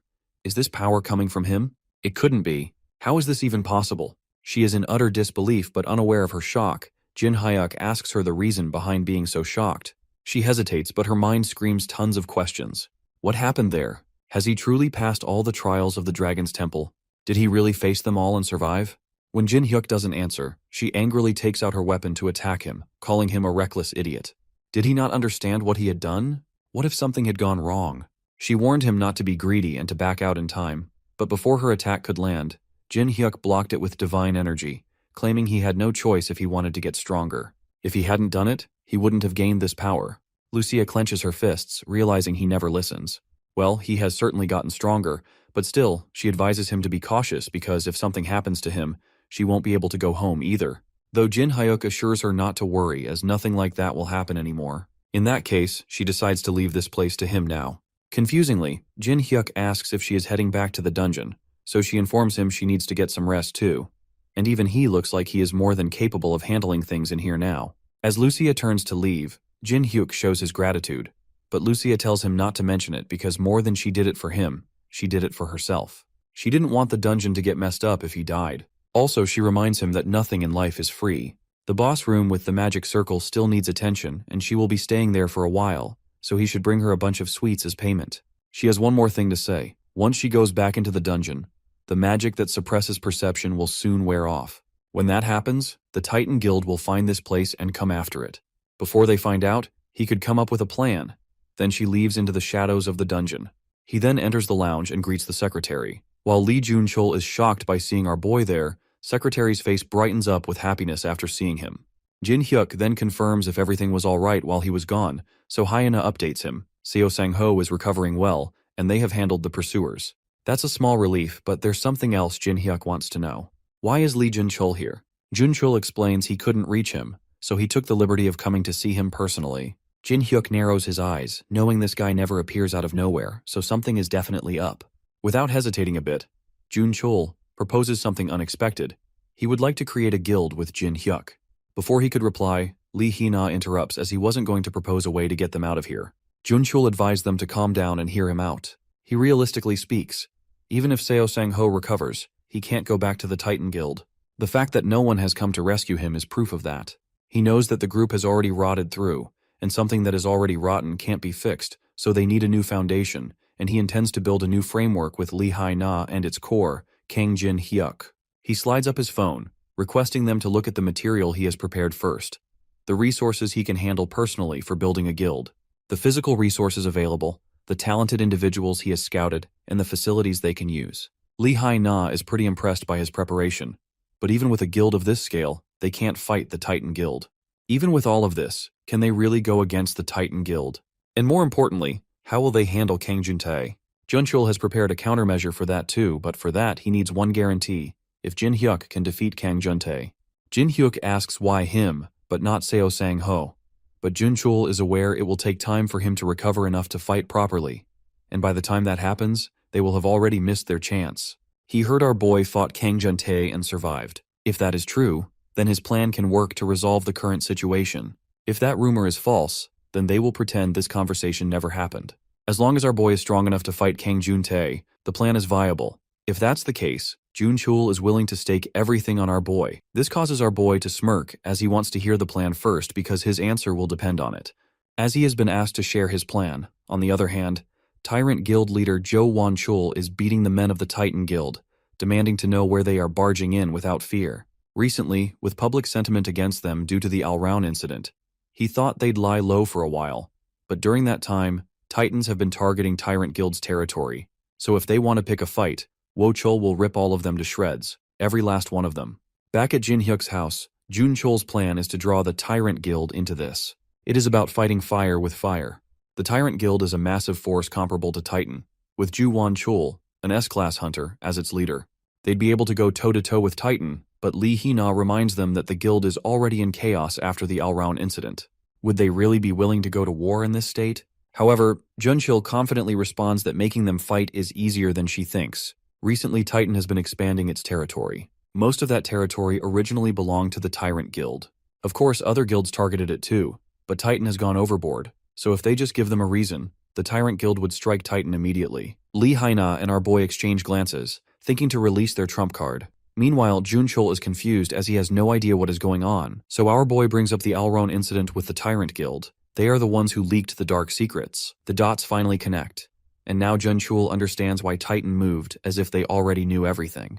Therefore, it is a strong enough excuse. Once the Tyrant Guild hears this, they will go after Titan right away. Then, as a third party, Jun-chul, Jin Hyuk, and Lee Hai-na will take advantage of the chaos between the two guilds to take out Titan's top brass, Han Young-suk and Kang Jun-tae. That is the plan Jun-chul has devised. A smirk spreads across Jin Hyuk's face because he is definitely handling it for Jun-chul. It also means starting a new guild is confirmed. Drawing from mythology, Jin Hyuk decided to name it after the temple of the gods who overthrew the titans named Pantheon. Both Jun Chul and Lee Hyana like the name as the meaning fits well. Now they have to get going. There is no point in delaying anything. Jun Chul requests Secretary Lee to leak the information to Tyrant, and while she is at it, she needs to see if there is anyone in Titan who might defect to their side. Jun Chul himself decides to prepare the supplies they need, but there is something specific he needs Kang Jin Hyuk to handle. Guild leader Seo Sang-ho can't make any moves for the time being, even though the pursuit will likely stop once the two guilds clash. Is there any way to completely divert their attention for now? If that is the case, Jin Hyuk might have an idea. At the same time, at the residential area of Jin Hyuk, Titan Guild's men have located Lee Hina and Jin Hyuk. According to them, they are feeling towards Sector D. Meanwhile, Young Dae-yoon stands on a rooftop, overlooking the situation. Jin Hyuk acknowledges his efforts, thanking him for buying them some time. Dae-yoon, happy that he could help, brings up something Jin Hyuk mentioned earlier, the possibility of a rebellion within the Titan Guild. Curious, he asks for more details about it, so Jin Hyuk explains Han Young-sok tried to oust Seo Sang-ho, so that is why guild leader Seo is here. He asked for help, and Jin Hyuk granted it, which is why Titan's goons are frantically hunting them down. He informs Dae-yoon that he even almost got killed by Kang Juntae, which freaks Dae-yoon out, but Jin Hyuk assures him he can handle him now. But the actual reason Jin Hyuk called Dae-yoon here is to ask if he's willing to join the new guild they are forming. At the Tyrant Guild's Branch 3, Jo Won-chul receives the news that Titan Guild has not only killed Alron, but has also leaked the incident to the media. Jo Won-chul's assistant reveals Seo Sang-ho's secretary personally passed on the information. She even said she doesn't care anymore since he is leaving the guild anyway and just wants money. The report states that night, Titan infiltrated to steal the artifact. But when Alron died, they covered it up by leaking the story to the press. Hearing this, Jo Won-chul's body trembles in anger, and he clenches his fists and grits his teeth. Jo Won-chul won't just stand by and let things go their way. He orders his assistant to gather everyone who can be summoned right now, since it has come to this. The Tyrant Guild will be the one to strike first now, and from this moment on, the Tyrant Guild has officially declared war on the Titan Guild. At the Titan Guild's office, one of the goons bursts through the gate, breathing heavily, his chest rising and falling, the tension evident on his face. He informs Juntae and Han Young-suk about the Tyrant Guild, which has just invaded their territory. Young-suk wonders if they are trying to take revenge for losing their own area. The goon adds that it is not it. The guildmaster, Jo Won-chul, has personally led that attack, and on top of that, he has officially declared war against the Titans. Hearing this, Young-suk stands up in shock, his jaw dropping as his eyes widen in disbelief. He panics, demanding why he wasn't informed earlier. Without wasting a second, he urgently asks where Won-chul is, so the goon quickly informs him that their men have already been sent to stop him. At the same time, Won-chul is furious. He has been causing harm to all the men that come near him. To everybody's surprise, just with his bare hands he threw a bus, which scared the goon, and they stepped back. They try to surround him, but before they can react, he vanishes. In the blink of an eye, he reappears far away, his speed beyond their belief. All the men keep losing. The squad that is being sent is not returning, and it turns out they are all dead, making it hard to track Jo Won-chul's movements. In the office, Yeon-suk is freaking out, but Juntae smirks. He knew something was off as it was way too quiet, and there was no way Jo Won-chul would just take a beating without a fight. Seeing this behavior of Juntae, Yeon-suk angrily questions whether this is funny, frustrated because at this rate both of them end up dying. He suggests reporting this to the association and having them stop it. The goon hesitantly informs him that the association is already aware of the situation, but all they have done is broadcast a warning, so it seems like they have no intention of stepping in further. Juntae already knows they would never bother to stop a fight. This is a perfect chance for them to let the unruly big guilds weaken each other. Listening to all of this, Yeon-suk orders him to change the approach and request intervention from the association, saying that civilians could get hurt. The goon narrows his face, apologizing and revealing that it won't work either. At the residential area of District 9, announcements are being made about the battle between the Titan and Tyrant Guild. Residents in the surrounding areas are advised to evacuate to a safe location. The guild members are not caring about any civilians, as they just want to fight. Knowing the situation is extremely serious, Jin Hyuk arrives at the site. Witnessing a small child crying as her mother is stuck in a car injured, she is about to be attacked, but Jin Hyuk saves her. Jin Hyuk suggests Lee Hai-na evacuate these people to a safe place and inform all guild members that protecting civilians is the top priority. The news has been broadcast about the guild Pantheon's first mission, which is to protect civilians at all costs. When the news about the new guild is heard, Yeon-suk wonders whose guild this is, as he never heard of that before. Juntae assumes some unknown guild is trying to use this chance to make a name for themselves, as there are plenty of mid-tier guilds that would jump at the chance. But more importantly, they need to deal with the tyrants. But suddenly Yeon-suk asks him to wait, claiming, the ones protecting the civilians, they seem connected to Seo Sang-ho or Jin Hyuk. Juntae doesn't take it seriously, though something about the name Pantheon bothers Yeon-suk, because he is aware that in Greek mythology, the Pantheon was the temple of the deities who overthrew the Titans, so it seems like they chose the name to target them. Now this makes sense to Juntae, since appearing at this moment is also suspicious. The tyrants' declaration of war and their sudden attack, the timing and everything, are too perfect. Therefore they have realized that Seo Sang-ho or Jin Hyuk must have been backing Tyrant from the shadows. Instantly, he gets a call. One of his men informs him of the path movement of Jo Won-chul. Judging by his current trajectory, he seems to be heading straight for their guild headquarters. Yeon-suk's expression darkens. He informs Juntae about this news. Since it has come to this, they decide to settle things once and for all, and he confirms with Juntae whether he can take down Won-chul. Juntae's eyes are filled with rage and something that cannot be explained, but he guarantees Yeon-suk that Won-chul is walking right into his own grave, and this place will be his tomb. As the battle of Tyrant and Titan Guild continues, the members of the Tyrant Guild realize that the members of the Titan Guild are pretty weak, but there are just too many of them. The Titan Guild members play their dirty game by casting fire spells, which creates panic among the civilians, though Jun-chul assures that his hunters will protect them, and they should take this chance and evacuate over here. Once they arrive, they should be safe. If they ever find themselves caught in a guild war today, his guild will always be there to help, so he requests them to remember the guild that stands for the people. Pantheon. All the civilians look at him confusingly, because even in the extremely serious state, this guy is promoting the guild. At the same time, Hyung-il informs Jun-chul an association officer has arrived. The association officer confirms from Jun-chul if he is the same guy who helped evacuate the civilians and expresses his gratitude. They avoided a major disaster, though he assures them to take it from here. However, the officer is shocked to witness a guild that actually cares about the civilians and asks the name of the guild. Jun-chul feels honored that the association thinks that way and reveals that they are a newly formed guild called Pantheon. Jun-chul knows, firstly, the association showed up late and now tries to smooth things over with empty words. Still, they somewhat achieved their goal to give the guild a good public image among civilians, and now, even the association sees them in a positive light. Jun-chul and Hyung-il have done their part. The rest is up to Guildmaster Kang Jin-hyuk. Afterward, Hyung-il, Jun-chul, and Lee Hye-na meets Jin-hyuk, he explains. Since this is a war between two guilds, the scale will be massive, and because they are fighting the city, civilians will definitely get caught up in it. So for now, Pantheon Guild's first priority is to protect civilians and establish a positive image for themselves. Jun-chul promises. As he said, they are doing their best to protect the civilians, but fundamentally, they need a way to end the war itself. That being said, Jin-hyuk assures him not to worry about that part, and calls his Dae-yoon for the update on Jo Won-chul's movements. As expected, Jo Won-chul is heading straight for the Titan Guild, so Jin-hyuk decides to get going.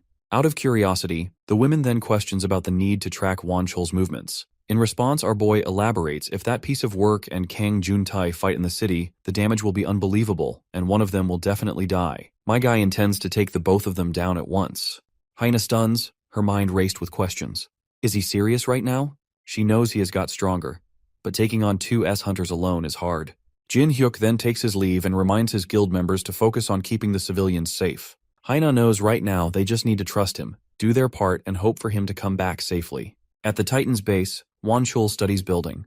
Meanwhile, the goons notice him and try contacting the control room immediately. As they are informed that Jo Won-chul has appeared at the main gate and request for urgent backup, they are both sent crashing to the ground as Won-chul forcefully pushes them. He tells them he has no interest in dealing with small fries and gives them an opportunity to live if they call their guildmaster right now. The guy quickly informs the control room to contact the guildmaster, but also ends up getting beaten by Won-chul. Receiving this news, Yeon-suk understands Won-chul has actually stormed all the way here. Though Juntae never thought he'd walk right into his own death and guarantees to bring the head of the tyrant guildmaster to Yeon-suk as a gift. The news is going countrywide about the war that has erupted between the major guilds in the middle of the city. To prevent civilian casualties, the police and the Hunter Association have issued a regional lockdown, restricting traffic and sealing off the battle zones. Additionally, the Hunter Association is operating shelters for residents in the affected areas. If someone is in designated areas, they should evacuate immediately according to the association's guidance. At the same time, Won-chul has been knocking out the small fries, announcing Titan has already fallen, and these weaklings are supposed to be the elite forces guarding the main base. The guards decided to retreat for now as they can't hold out against an S-rank hunter, but one of the guards orders them to hold the line no matter what until the new guildmaster arrives. After a few minutes, all the guys collapsed on the ground. Wonchul huffs, wondering if Seo Sung-ho has changed a lot. His subordinates are dying left and right, and he hasn't shown his face. He screams to call Seo Sung-ho, but surprisingly, Juntae rushes towards him, demanding to know who gave him the permission to run wild. Seeing him, Wonchul is stunned and asks what he is doing here. Therefore, Juntae reveals he is the new guildmaster now, and that is exactly when he pushes him. This revelation is confusing for Wonchul, so he asks about Sang-ho. Without giving a direct answer, Juntae smirks and suggests asking this to Sang-ho on his own when he meets him in the afterlife. Wonchul replies reluctantly, Jugae is the one who will be heading to the afterlife today. Provoked, Juntae laughs maniacally, mocking him for bluffing as they both charge forward to clash. When Yeon-suk comes out of the building, he is shocked to witness all his guild members lying lifeless on the ground, proposing to call clerics to heal them, but they have all been deployed to other battles, so it is difficult right now. Every branch is engaged in war, so there was no other choice. Not just the clerics, every last remaining soldier in the main base was also deployed. Yeon-suk tries to connect the dots. Now that the troops have been spread out in the various branches, Jo Won-chul has attacked alone. The timing is too perfect. Won-chul planned this from the start. The war was actually just a distraction. His real goal was to storm the main base alone and end everything. Normally, such a reckless plan wouldn't even be possible, but an S-rank's power makes the impossible a reality. In the end, the winner of this war will be decided by the battle between Juntae and Wonchul, the class of 2 S-ranks. At the dungeon, inside the boss room, Lucia tries to understand stuff she has been analyzing for days. If she can just decipher this magic circle, she should be able to return to her original dimension. Though realization hits her, once she won't be in this place, she won't get to eat snacks anymore. However, her thoughts quickly shift to Jin Hyuk, who has been gone for quite some time. She wonders if he's okay but reassures herself that he's probably fine. After all, that guy Jin Hyuk is now probably stronger than those so-called S-rank hunters. The battle is pretty intense. An intense blue aura launches a devastating energy attack by Wonchul. Juntae unleashes a force to block that forceful attack that surges forward at incredible speed.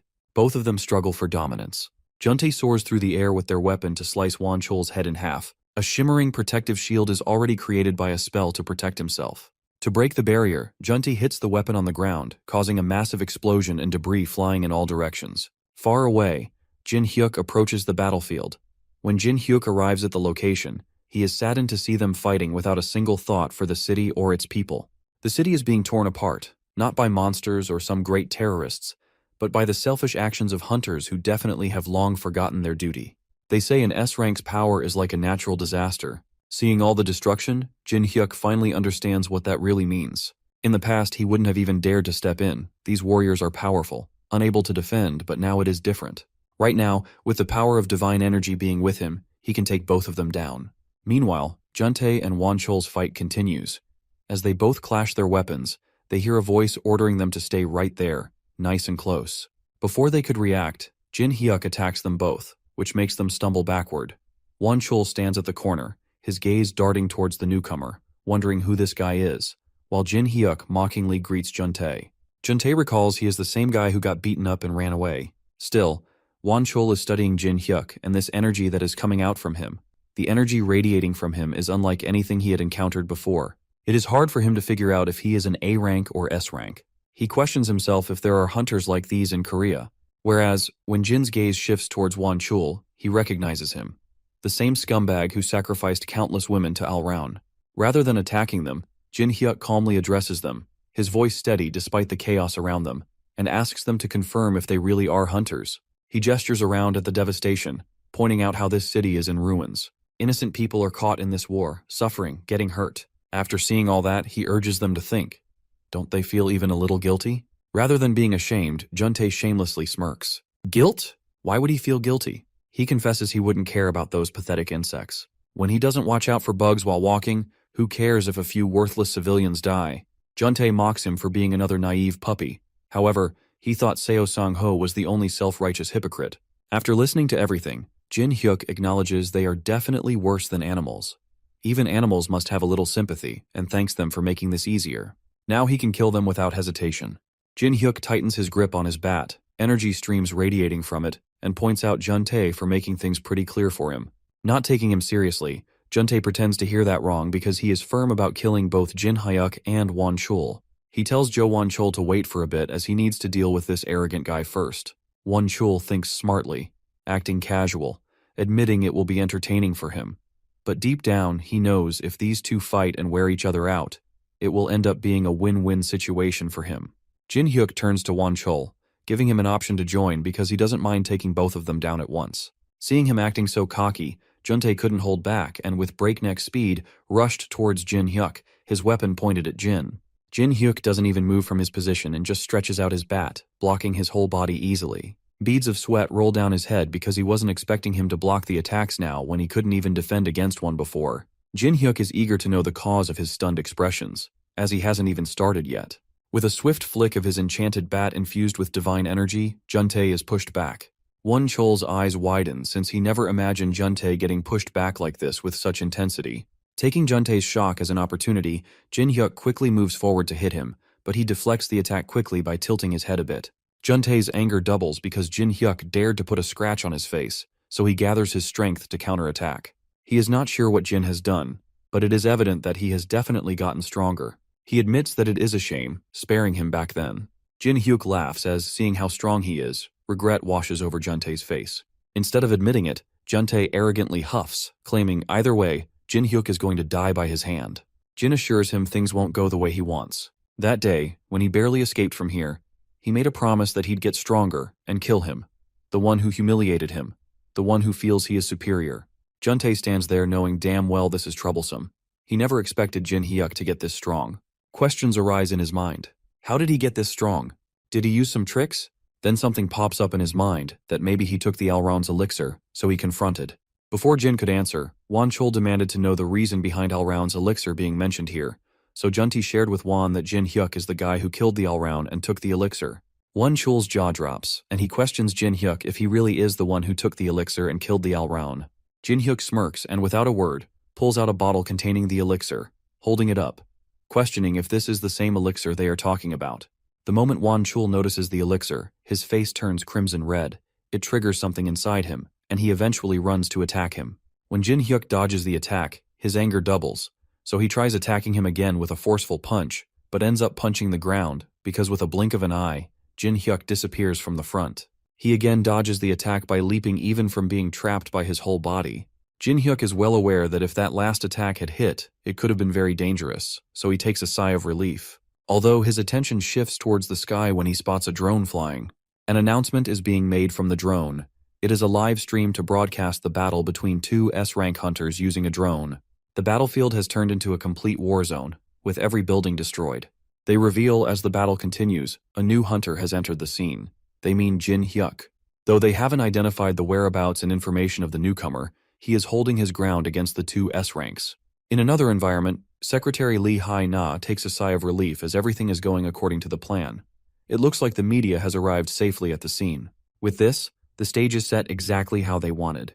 Juntae can't believe his eyes as he watches our boy effortlessly dodging the attacks of the tyrant's guildmaster. Not just that, his counterattacks are even more powerful, and he is landing every single one of them. He starts to wonder what he did to get this strong. Meanwhile, Won Chul is getting his ass kicked by a teenager. After getting thrown to the ground, he gets up and asks him if he is really going easy on him. This makes him even furious as he thinks that the kid is looking down on him. He screams, asking Juntae to stay out of the fight since it's going to be him who takes our boy down. With all his strength, he charges forward and mentions that things are going to be different from now on. However, this seems to be all cope as he continues getting destroyed, still can't land a single hit. Jin Hyuk pushes him back with his bare fists and says that things look the same to him. Without giving him any break, he steps forward and hits him with his bat, and the guy barely manages to block it. At the same time, Juntae appears from behind, trying to catch our boy with a sneak attack. Unfortunately for him, Jin Hyuk is several levels ahead of him, so he simply blocks using his bat without even looking at him. The impact is so strong that it literally shatters his spear into pieces. He starts to panic as he watches the MC coming at him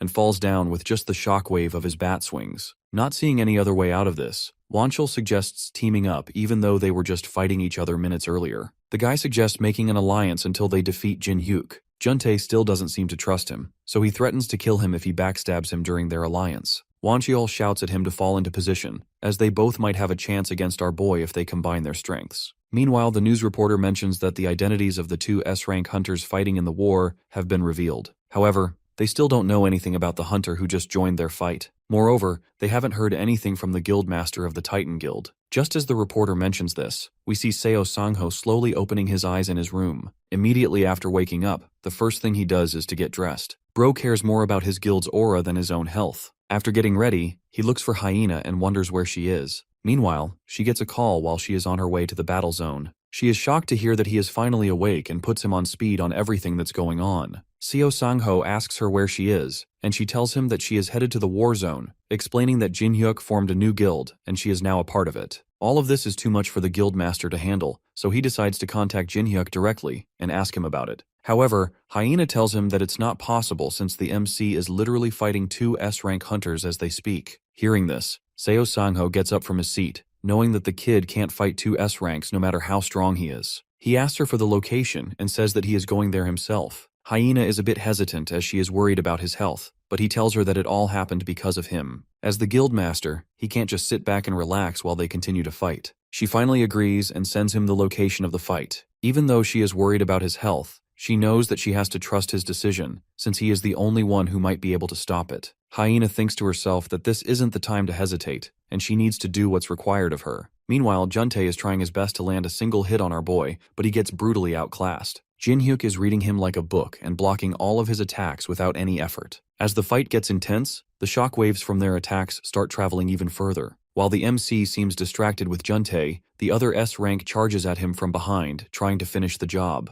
However, our boy is just too smart for them, so he quickly jumps up, making them both almost hit each other. Seeing that his partner is exhausted, Wancheol asks him to drink a mana potion while he holds the kid off. Juntae is a bit annoyed that he has to work with him, but he knows that he is right, so he takes out a mana potion and starts to drink it. He thinks that they might be able to take him out if they pour all of their mana into a single attack. As he recovers, the other S-rank hunter seems to be struggling a bit, handling the MC alone. While grabbing his fist, Jin Hyuk looks at him coldly and asks him why he isn't killing him to get the elixir for himself. He even mocks him, asking him to put in a bit more effort. Before the S-rank can do anything, he twists his wrist, breaking it instantly, and hits him with his bat. Juntae watches with his eyes wide open as the mighty Wancheol gets tossed around like a doll. Seeing him on the ground, our boy slowly walks over to him and asks if he is still breathing. He tells him that he can't let him live due to the crimes he has committed. He lured innocent women and kidnapped them to be used as a sacrifice for Elround. Those who refused to follow him were locked away, and the guild members who obeyed him were drowned in drugs. What's happening to him right now is the consequence of his past actions. While taking his last breaths on the ground, Wancheol can't believe that his life is ending in such a pathetic way. Our boy raises his bat above his chest and asks him if he has any last words. The S-rank looks up at him with despair in his eyes and asks him if he is going to kill him for such a trivial reason. He starts begging for his life, saying that he will make him the guildmaster if he spares him. However,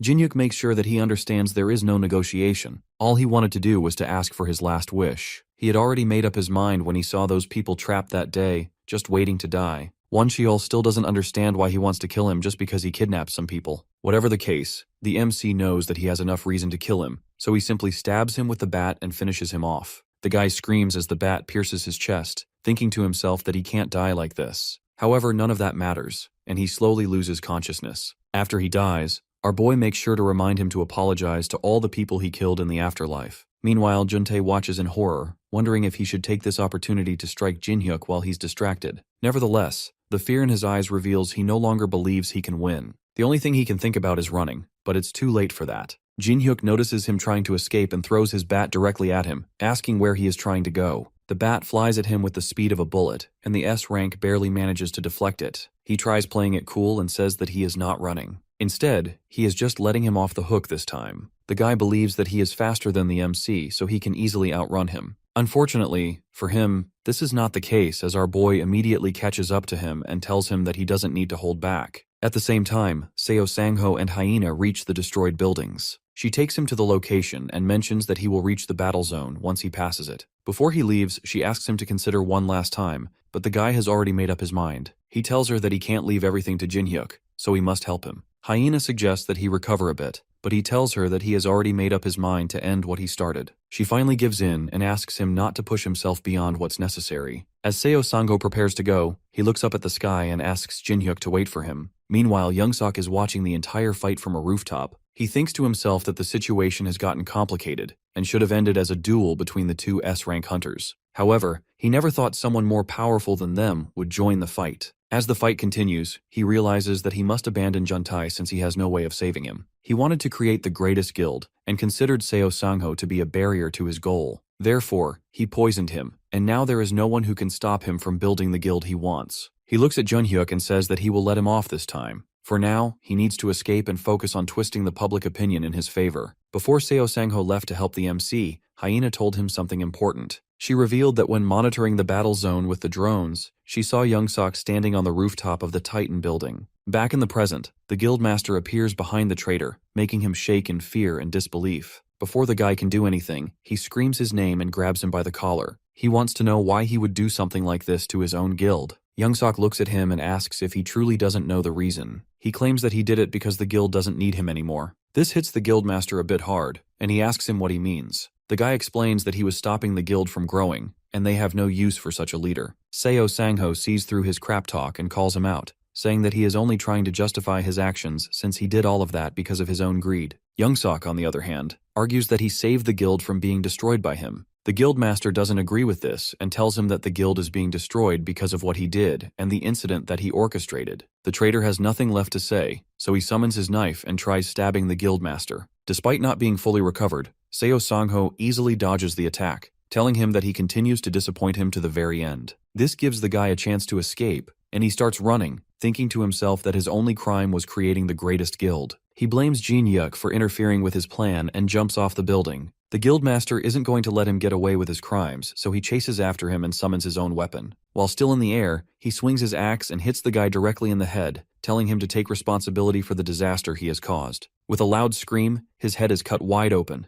and he falls to the ground. Seo Sangho stands in front of his body and says that he has finally fulfilled his duty. However, he suddenly remembers Jin-hyuk and realizes that he spent too much time chasing after the traitor. He immediately rushes towards the site to help the MC. Meanwhile, our boy is destroying the S-rank without any problem. After taking a hit to the chest, Juntae finds it hard to breathe. Jin-hyuk points his bat at him, asking if this is the end for him. The guy knows that he is at his limit, and there is no way for him to get out of this. Desperate for survival, he starts begging him to spare his life, offering to give him everything he wants, and even his own position at the guild. Hearing this, the MC reminds him of when they fought the last time. Even after getting stabbed by the spear, he never begged for his life and struggled until the very end. This still doesn't stop the S-rank from pleading, and before finishing his life, Jin-hyuk tells him that if he wants to live, he should be prepared to struggle till the end. Before the guy can say anything else, he literally smashes his head clean off the body. With the S-rank now dead, the MC stands there in silence, thinking to himself that he finally managed to stop the S-rank hunters with his own strength. Suddenly, he hears Seo Sangho's voice calling out to him and asking him if he is hurt. He is shocked to see the guildmaster alive and well and asks him when he woke up. The guy tells him not to worry since he woke up a while ago and has recovered. He then asks him what happened here. Jin-hyuk says that it's a long story and reveals that he was lucky enough to get a chance to grow stronger.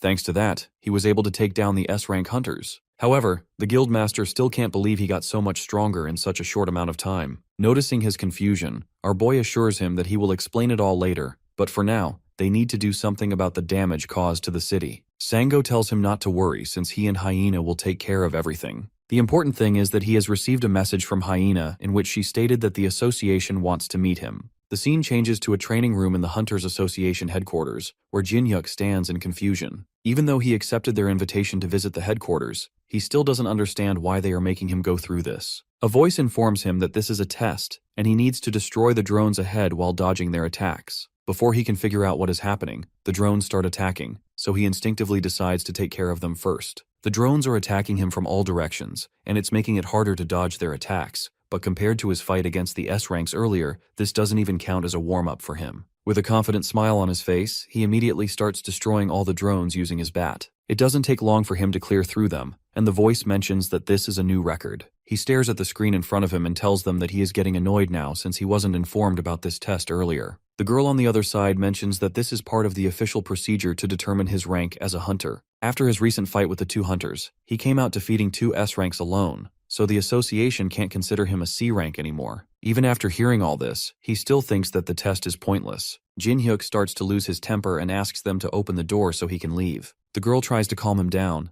but it's no use as he doesn't want to be a part of this test anymore. As he walks to the door, she frantically tries to stop him and mentions that he can't leave the room before the test is finished. To their shock, he breaks through the door by hitting it with his bat and walks out, saying that it was just a waste of his time. It turns out that the association isn't done with him just now, as he gets stopped by some hunters after walking a few steps. He warns them to get out of his way if they don't want to get killed. All the hunters have already witnessed his power, so they know he is not making empty threats. They start looking at their team leader for his next command. From the looks of it, the team leader doesn't want to move, so Jin-hyuk decides that they are going to die. Before he can hit them, he hears a voice from behind telling him to stop. Before he can even turn back, he notices the hunters bowing down to the person in respect and calling him the chairman. He soon realizes that the guy behind him is No Take-soo, the chairman of the Hunters Association. Jin-hyuk greets the chairman and asks him why he summoned a C-rank hunter like him. The chairman notices that he is upset and apologizes, explaining that the reason he called him here is that someone wanted to meet him. The person he is talking about is none other than the strongest hunter in South Korea, Cheon Sang-ho. Even our boy is shocked after seeing the #1 hunter in front of him. As the guy walks towards him with his immaculate drip, he wonders why someone like him would like to meet him. Cheon steps forward to shake his hand with the MC, which feels like a fan moment. He asks him why he wanted to meet him, and the guy mentions that he saw footage of his recent fight with the two S-rank hunters. Cheon compliments him for his performance and says that he just wanted to meet him in person. The MC thanks him, but he knows there is something more to this. It doesn't take long for the top-ranked hunter to reveal that he wants to ask him for a favor. Meanwhile, Seo Sang-ho and Hyena are having a discussion over tea at his apartment. She informs him that, according to their latest findings, the remnants of the Tyrant Guild and the Titan Guild have now merged into the Pantheon Guild with the approval of the association. She apologizes, saying that she tried her best to save the guild. Hearing this, he tells her that it was the right call to disband the guild. It seems like he regrets his past actions a bit, and thinks that he could have avoided this mess if he had listened more to the other guild members. With this, he announces his retirement from the hunting business. Hyena hands him a contract form and says that it will be a waste for him to retire now. After taking a look at the contract, he realizes that it's a registration form for the Pantheon Guild. She tells him that their guild needs someone like him, and that's also what their guild master believes. Hearing this, he asks her if she is already part of the guild. She winks at him and confirms that she now works for the Pantheon Guild. Meanwhile, Jin-hyuk and Cheon are standing face to face, prepared for a duel. He finds this entire situation weird since he was initially thrown into a test room,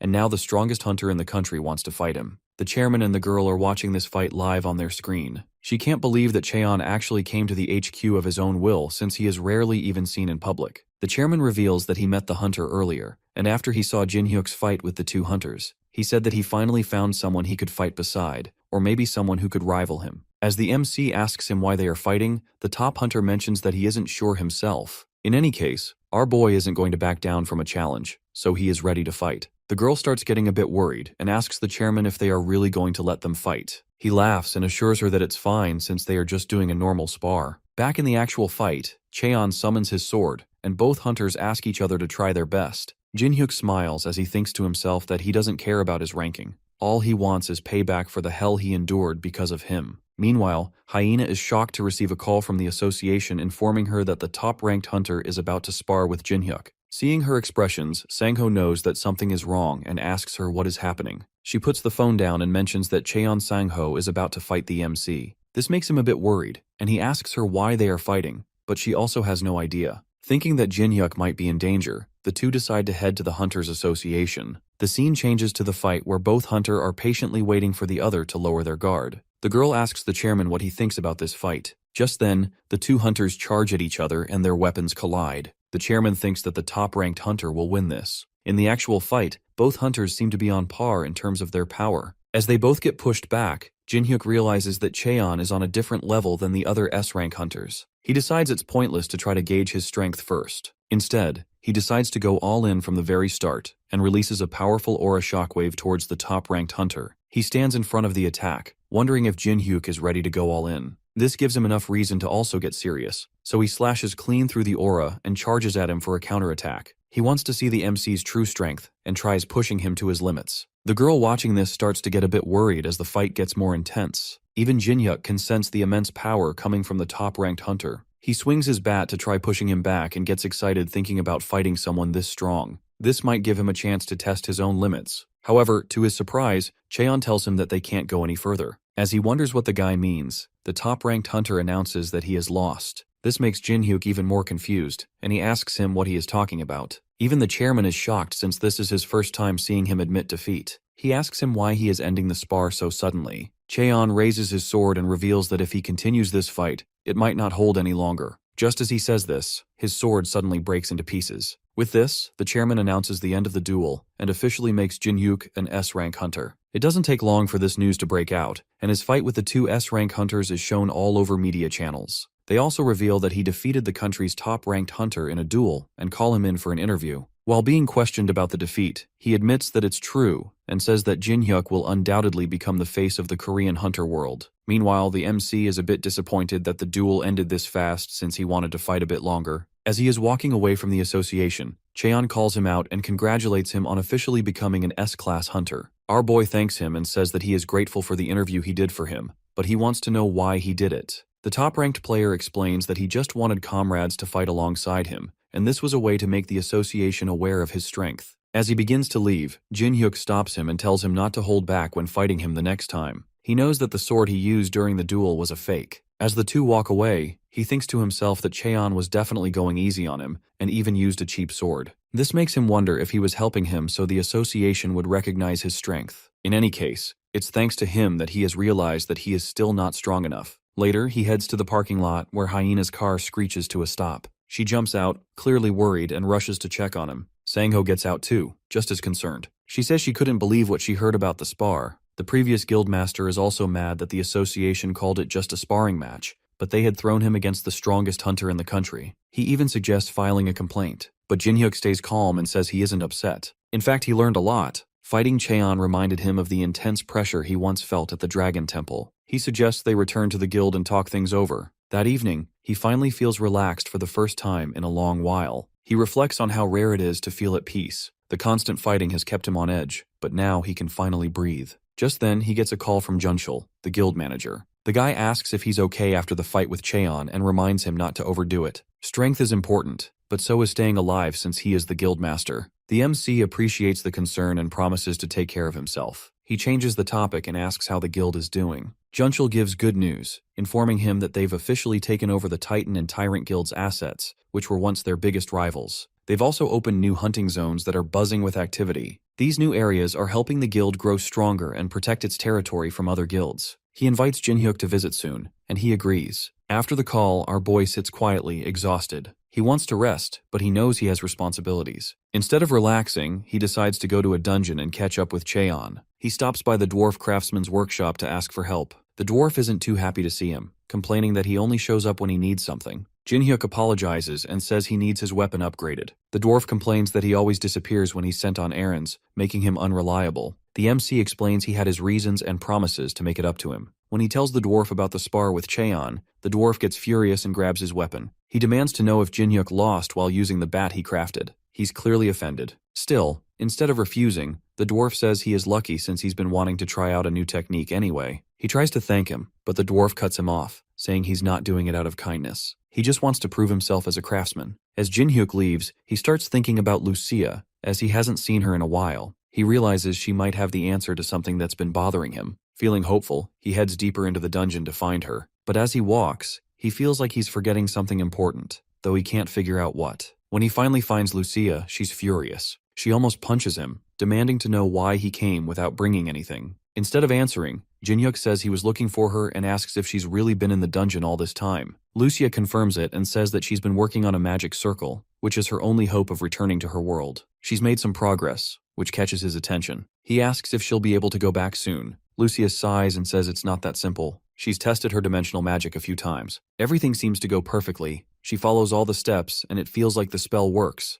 but nothing actually happens. Even though the magic feels right, the result is always the same. Nothing. She's confident it should work, but doesn't understand why it isn't. While she is saying all this, a strange portal starts to open in Jin-hyuk's fridge. The next morning, our boy makes his way to the local supermarket and buys some snacks for Lucia so she won't complain next time. While he is leaving, the cashier stops him and asks if he is Guildmaster Kang Jin-hyuk. With a confused expression, he confirms it, which makes the girl excited. She tells him that she is a huge fan and asks him for a photo. Suddenly, he notices other people taking photos of him too. Not trying to make the situation worse, he quickly apologizes and runs out of the store. While making his way back to the cave, he realizes that he is more well known than he thought. The dwarf finally shows him his new weapon and claims that it's on a whole different level than the previous one. As Jin-hyuk grabs the bat, he starts to feel it absorbing his mana. This makes him wonder if there is a fault with the bat, but the dwarf guy takes it as an insult and smacks him on the face. He reminds him of the all-round ore that he purified last time and explains that he used it for the enhancement. Normally, ore from monsters carries the traits of that specific monster. In all-round's case, the trait should have been the absorption of life. However, thanks to his purification, it changed to the absorption of mana. Since it's draining his mana, it means that the weapon is working perfectly. Still, Jin-hyuk is a bit worried about the bat draining all of his mana, but the dwarf assures him that it will stop after a certain amount. Suddenly, the bat stops absorbing his mana, which means that it is at its maximum capacity. The dwarf tells him that he can use the mana stored inside whenever he wants. To test it out, our boy aims the bat directly at a statue in front of him and swings it in the air, causing it to release a powerful shockwave of mana. The dwarf is a bit impressed that he was able to use it this well on his first try. Jin-hyuk thanks him for the enhancement, but the old guy doesn't want his thanks. He only wants some booze. As the two of them talk, the dwarf asks him where he is going today. He mentions that he is going to see Lucia for a bit. Hearing her name, it becomes apparent that the dwarf doesn't like her. This makes our boy curious, and he asks him why he can't seem to get along with her. The old man makes a serious expression and says that it's a long story. The only reason they are tolerating each other is that they have no other choice. However, dwarves and elves have been at war for as long as he can remember. He claims that the elves sold their people to the dragons, which comes as a shocking revelation to Jin-hyuk. He finally realizes the depth of the beef between the two races. Later, when he meets Lucia, she screams at him as usual, asking him where he has been. He asks her why she called him to the temple when she is always in the boss's room. Instead of answering him, she simply asks him to look around him and says that the entrance temple has suddenly disappeared. Jin-hyuk looks around in confusion and notices that it's actually missing. She believes that it vanished before he cleared the dragon's trial, and during one of her recent investigations, she found a dimensional teleportation magic circle. This one is even more advanced than the one that Mage was using in the boss room.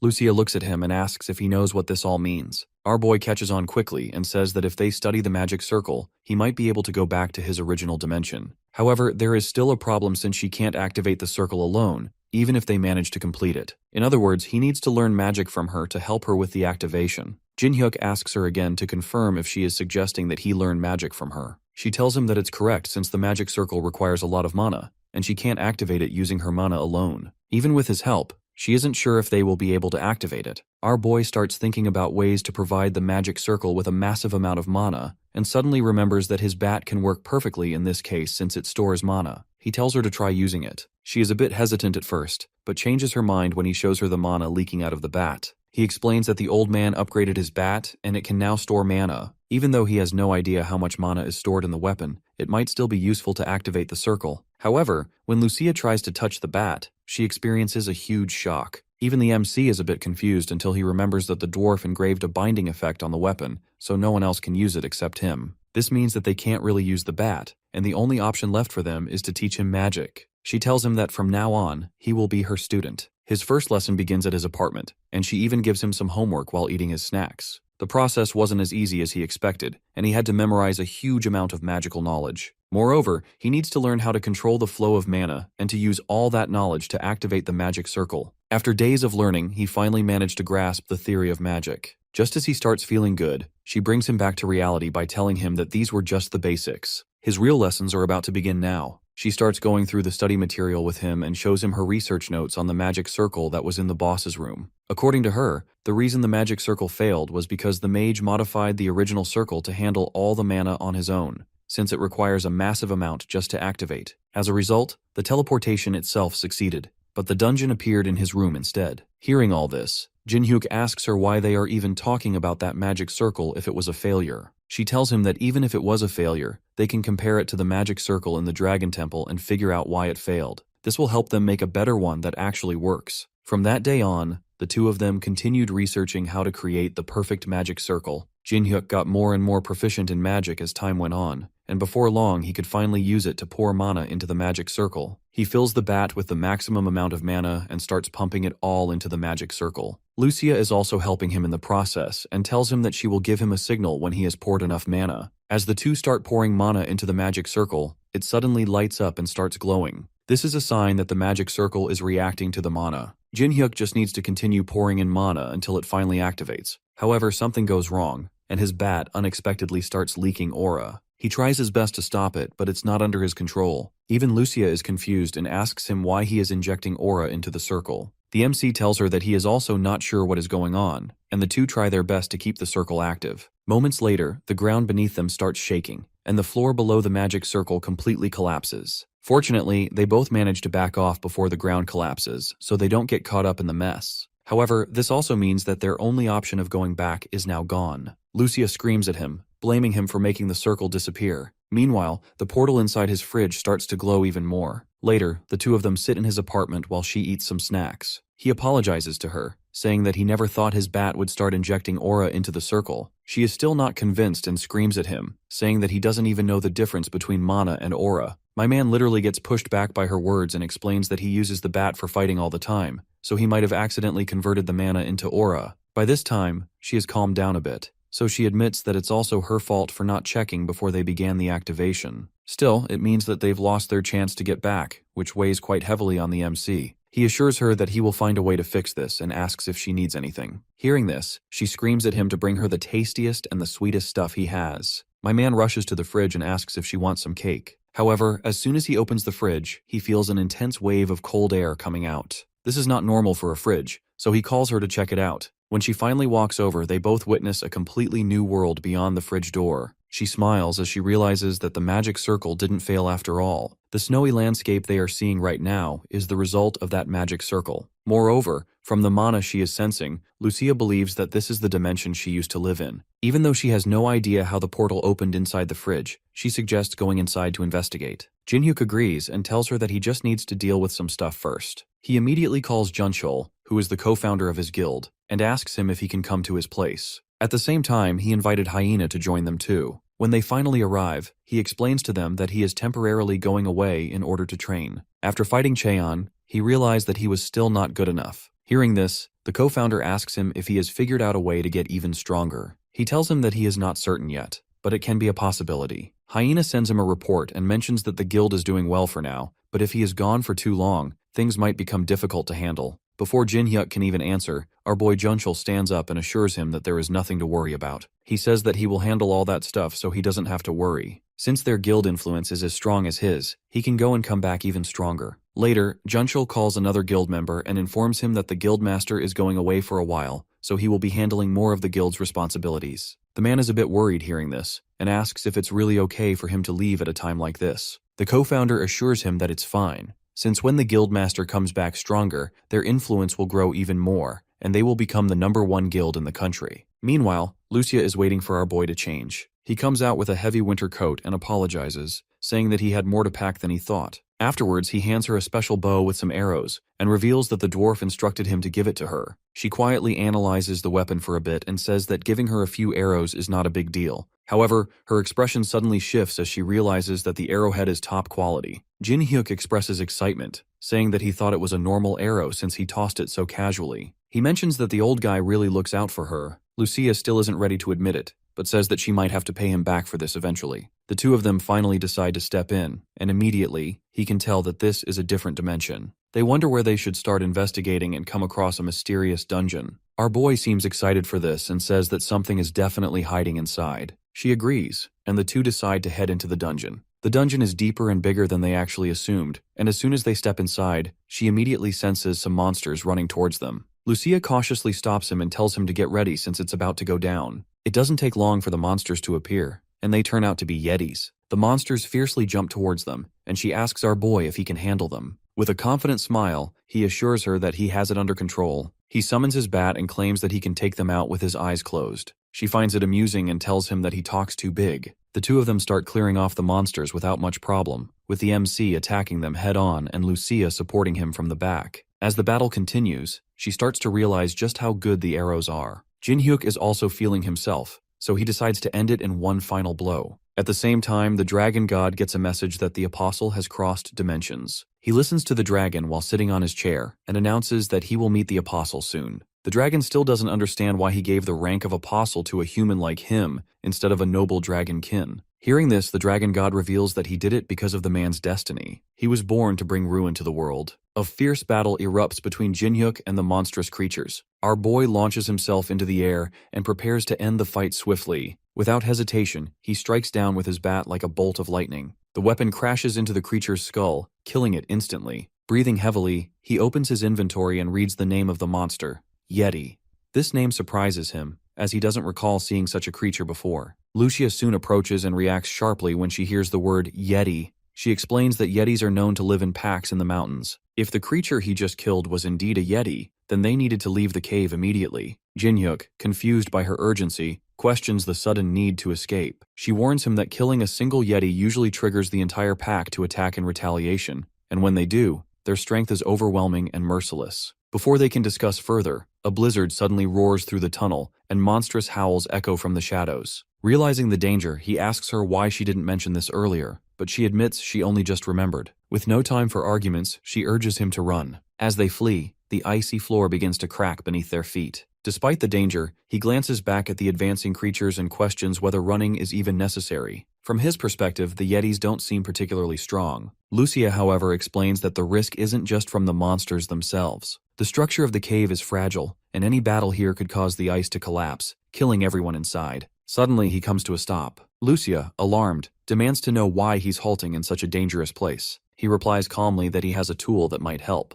He pulls out a flash grenade and plans to use it to freeze the monsters in place. Just as he prepares to throw it, something unexpected happens. Instead of chasing them further, the Yetis start to retreat back into the cave. Both Jinhyuk and Lucia are taken aback. The creatures, which moments earlier had been charging at them, now appear frightened. She looks toward the depths of the cave and suggests that the Yetis might be sensing something even more dangerous ahead. She believes their instincts are warning them not to go any further. The MC is shocked by the idea that something so terrifying could exist deeper in the cave, something that could scare off an entire pack of Yetis. She confirms she senses a strange and powerful magical energy, unlike anything she's felt before. It's dark, twisted, and deeply unsettling. She proposes that the only way to find out more is to continue forward. They push ahead until the tunnel opens into a vast hidden area. In the middle of the mist stands a large, snow-covered structure. Lucia points out that this is the source of the dark magical energy they've been sensing. Jinhyuk decides they should investigate it closely, though Lucia remains tense. She warns that the aura surrounding the place is disturbingly unnatural. Even she, who had never known fear in battle, feels a deep unease in her chest,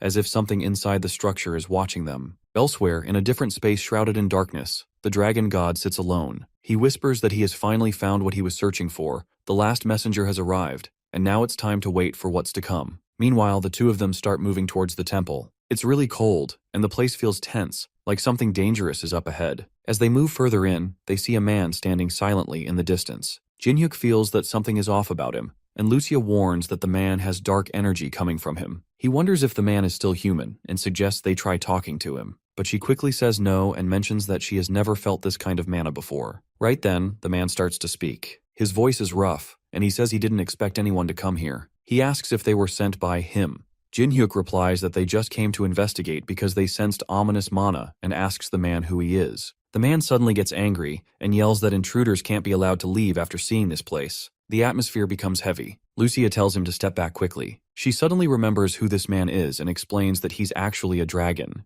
The area around them shifts, and the man transforms into a huge red dragon right in front of them. The dragon says they've entered a sacred place and must pay the price. She gets ready to fight and says she's dealt with dragons before. The MC is shocked and tries to process what just happened, but prepares to fight anyway. Then, everything suddenly freezes. The wind stops, the fire goes out, and even the dragon and Lucia can't move. Jinhyuk is confused. He notices that Lucia also isn't moving. A deep voice speaks out, saying time has been stopped. Someone appears in the air wearing a black cloak. He doesn't walk on the ground but seems to float or tear through space. Jinhyuk asks who he is. The man replies that his name is Ordo, and he's the one who created the dragon Tiamut. He also claims to be the god of the world. The MC is surprised but doesn't know whether to believe it. Ordo says it doesn't matter if he believes him or not, since it's still the truth. He explains that he's been watching humans for a long time. At first he liked how people lived, but then they started fighting each other, causing destruction. He didn't want humans to destroy themselves, so he became a god to protect them. He created monsters to give humans a common enemy, and gave people the power to fight back by turning them into hunters. At first, things worked out, and people worked together. But then humans started using their powers against each other again. Ordo says that Jinhyuk has also used his power in the same way. He adds that he was never meant to be this strong, and to become his apostle, he had to endure many more trials.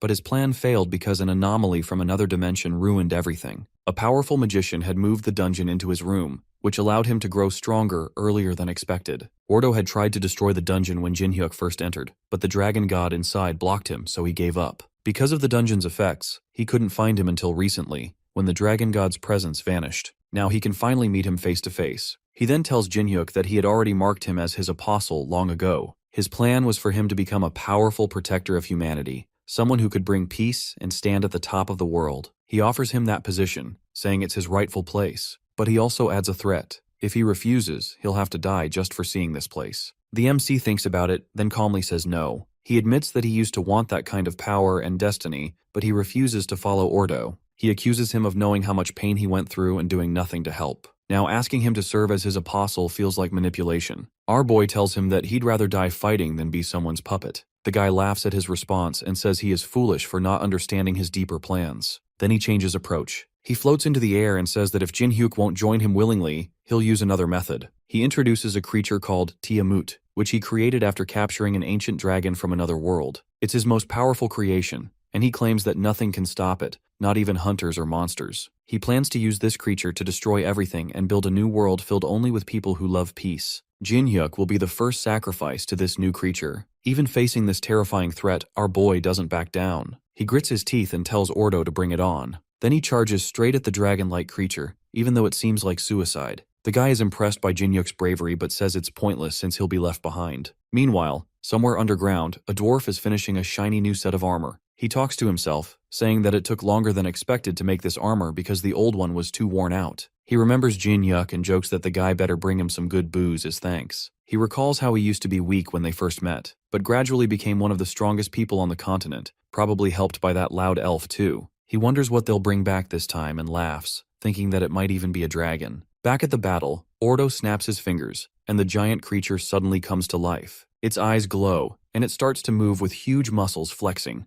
Lucia regains consciousness and realizes what's happening. She shouts at Jinhyuk to be careful. The dragon shoots a massive blast of fire toward him. The MC tries to dodge, but it's too fast, and he ends up getting swallowed by the dragon. Lucia is shocked and screams in despair. Ordo smiles coldly and mocks him for making a dramatic speech only to be taken out so quickly. But then, a voice growls from inside the dragon's mouth. He is still alive. He starts forcing the dragon's jaws open from the inside, using pure strength. The dragon roars in pain. Lucia is overwhelmed with relief and asks if he's okay. Jinhyuk says, of course, and tells her that he can't let someone like Ordo destroy the world. No matter what it takes, he'll stop him. The guy just laughs as he finds it amusing and says that he wants to see how long he can hold on. However, he mentions that the only thing he will feel at the end is overwhelming despair. Meanwhile, Hyena gets a call from the co-founder of the guild, and he informs her that the association has issued a mandatory summons. She asks in confusion why it's happening, but he mentions that he doesn't know the exact reason. Dungeons are appearing all across the city, including their own jurisdiction. For this reason, they are asking for their cooperation. Hearing this, she tells him that she will notify the other guild members immediately. After she puts down the phone, Sangho asks her what is going on. She reveals that a huge number of gates have appeared in Region 9,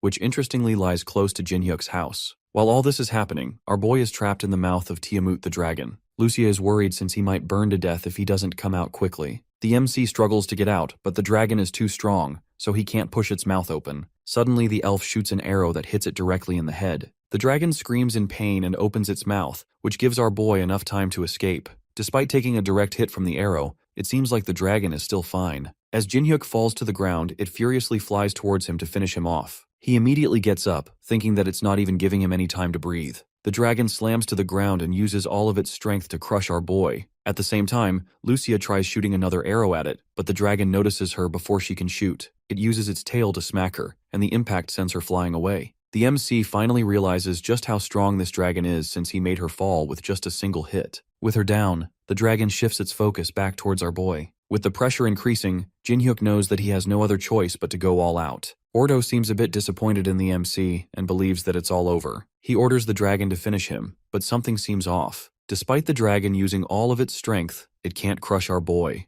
This makes the dragon shocked as it can't believe that a mere human is able to withstand its power. Jinhyuk starts pushing back with everything he has and uses the power he gained from the dragon's temple. He unleashes all that power while screaming on top of his lungs, causing the dragon to pull back. I can't believe that someone like him can handle so much power. Even Ordo is shocked and refuses to believe that he is seeing the power of the dragon god. Meanwhile, the dragon god sits on his throne, announcing that it's time to go since his apostle has finally realized his true power. He gets up from his throne, saying that he will settle this long-standing grudge today. Back in the other dimension, Ordo can already feel the energy shifting, and he knows that this is a sign of the dragon god's arrival. Even Jinhyuk feels strange since he didn't expect the power of the dragon god to be this strong. Moreover, he can see the mark of the dragon on his wrist. Ordo also notices the symbol from above and wonders if the dragon god has really made him his apostle. He knows that he has to finish this before the dragon god arrives, so he orders the dragon to kill him immediately. Tiamut obeys his command and sends a massive wave of fire towards our boy.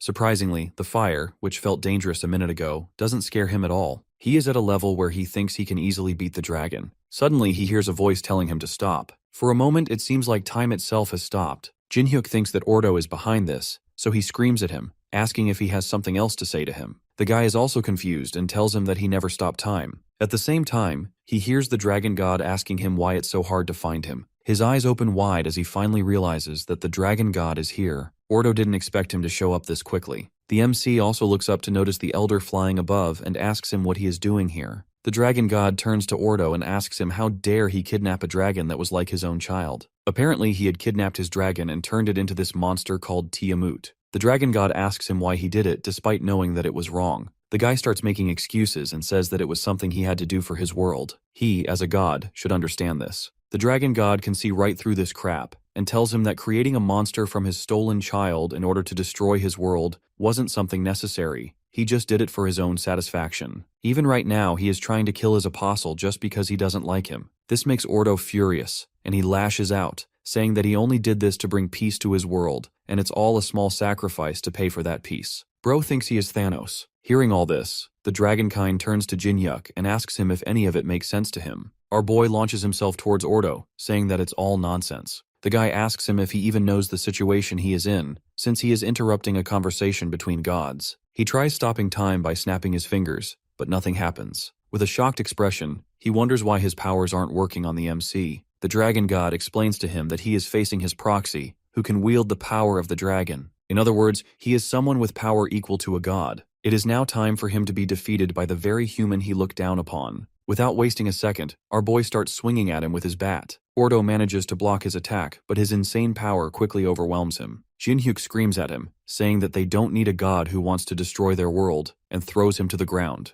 The guy falls down with a massive explosion and smoke covering the entire area. Our boy opens his eyes to find himself in a different plane in space. He sees Ordo standing in front of him, telling him not to be worried. Seeking some answers, our boy asks him what he is trying to do. The guy explains that he just altered the dimensions since he wanted to talk. He admits that he lost the fight and mentions that getting hit by him changed his entire perception. It made him realize that being a god doesn't mean that he knows everything perfectly. Therefore, he's decided to stop what he was planning before and instead make himself in charge of the entire world. As his body starts disappearing, he tells the MC that he will be overseeing everything from on and mentions that he has to prove himself wrong. Jinhyuk isn't so sure that he can handle all that responsibility, but Ordo has made his decision. He makes him the new manager of the world, and our boy goes back to the other dimension. The dragon god asks him if he had a good talk and explains that Ordo gave everything up and decided to trust humans again. He even gave him back the dragon, saying that he would watch over the new world. Before leaving, the dragon god tells him that it's his duty to bring peace to his world. He assures him that he will be cheering him on and says that he should become a manager that even the two gods would acknowledge. Jinhyuk stands there thinking if he has actually become the manager of this world. Just then, he hears Lucia's voice calling him out. He rushes back to her and asks if she is okay. She reveals that she almost died,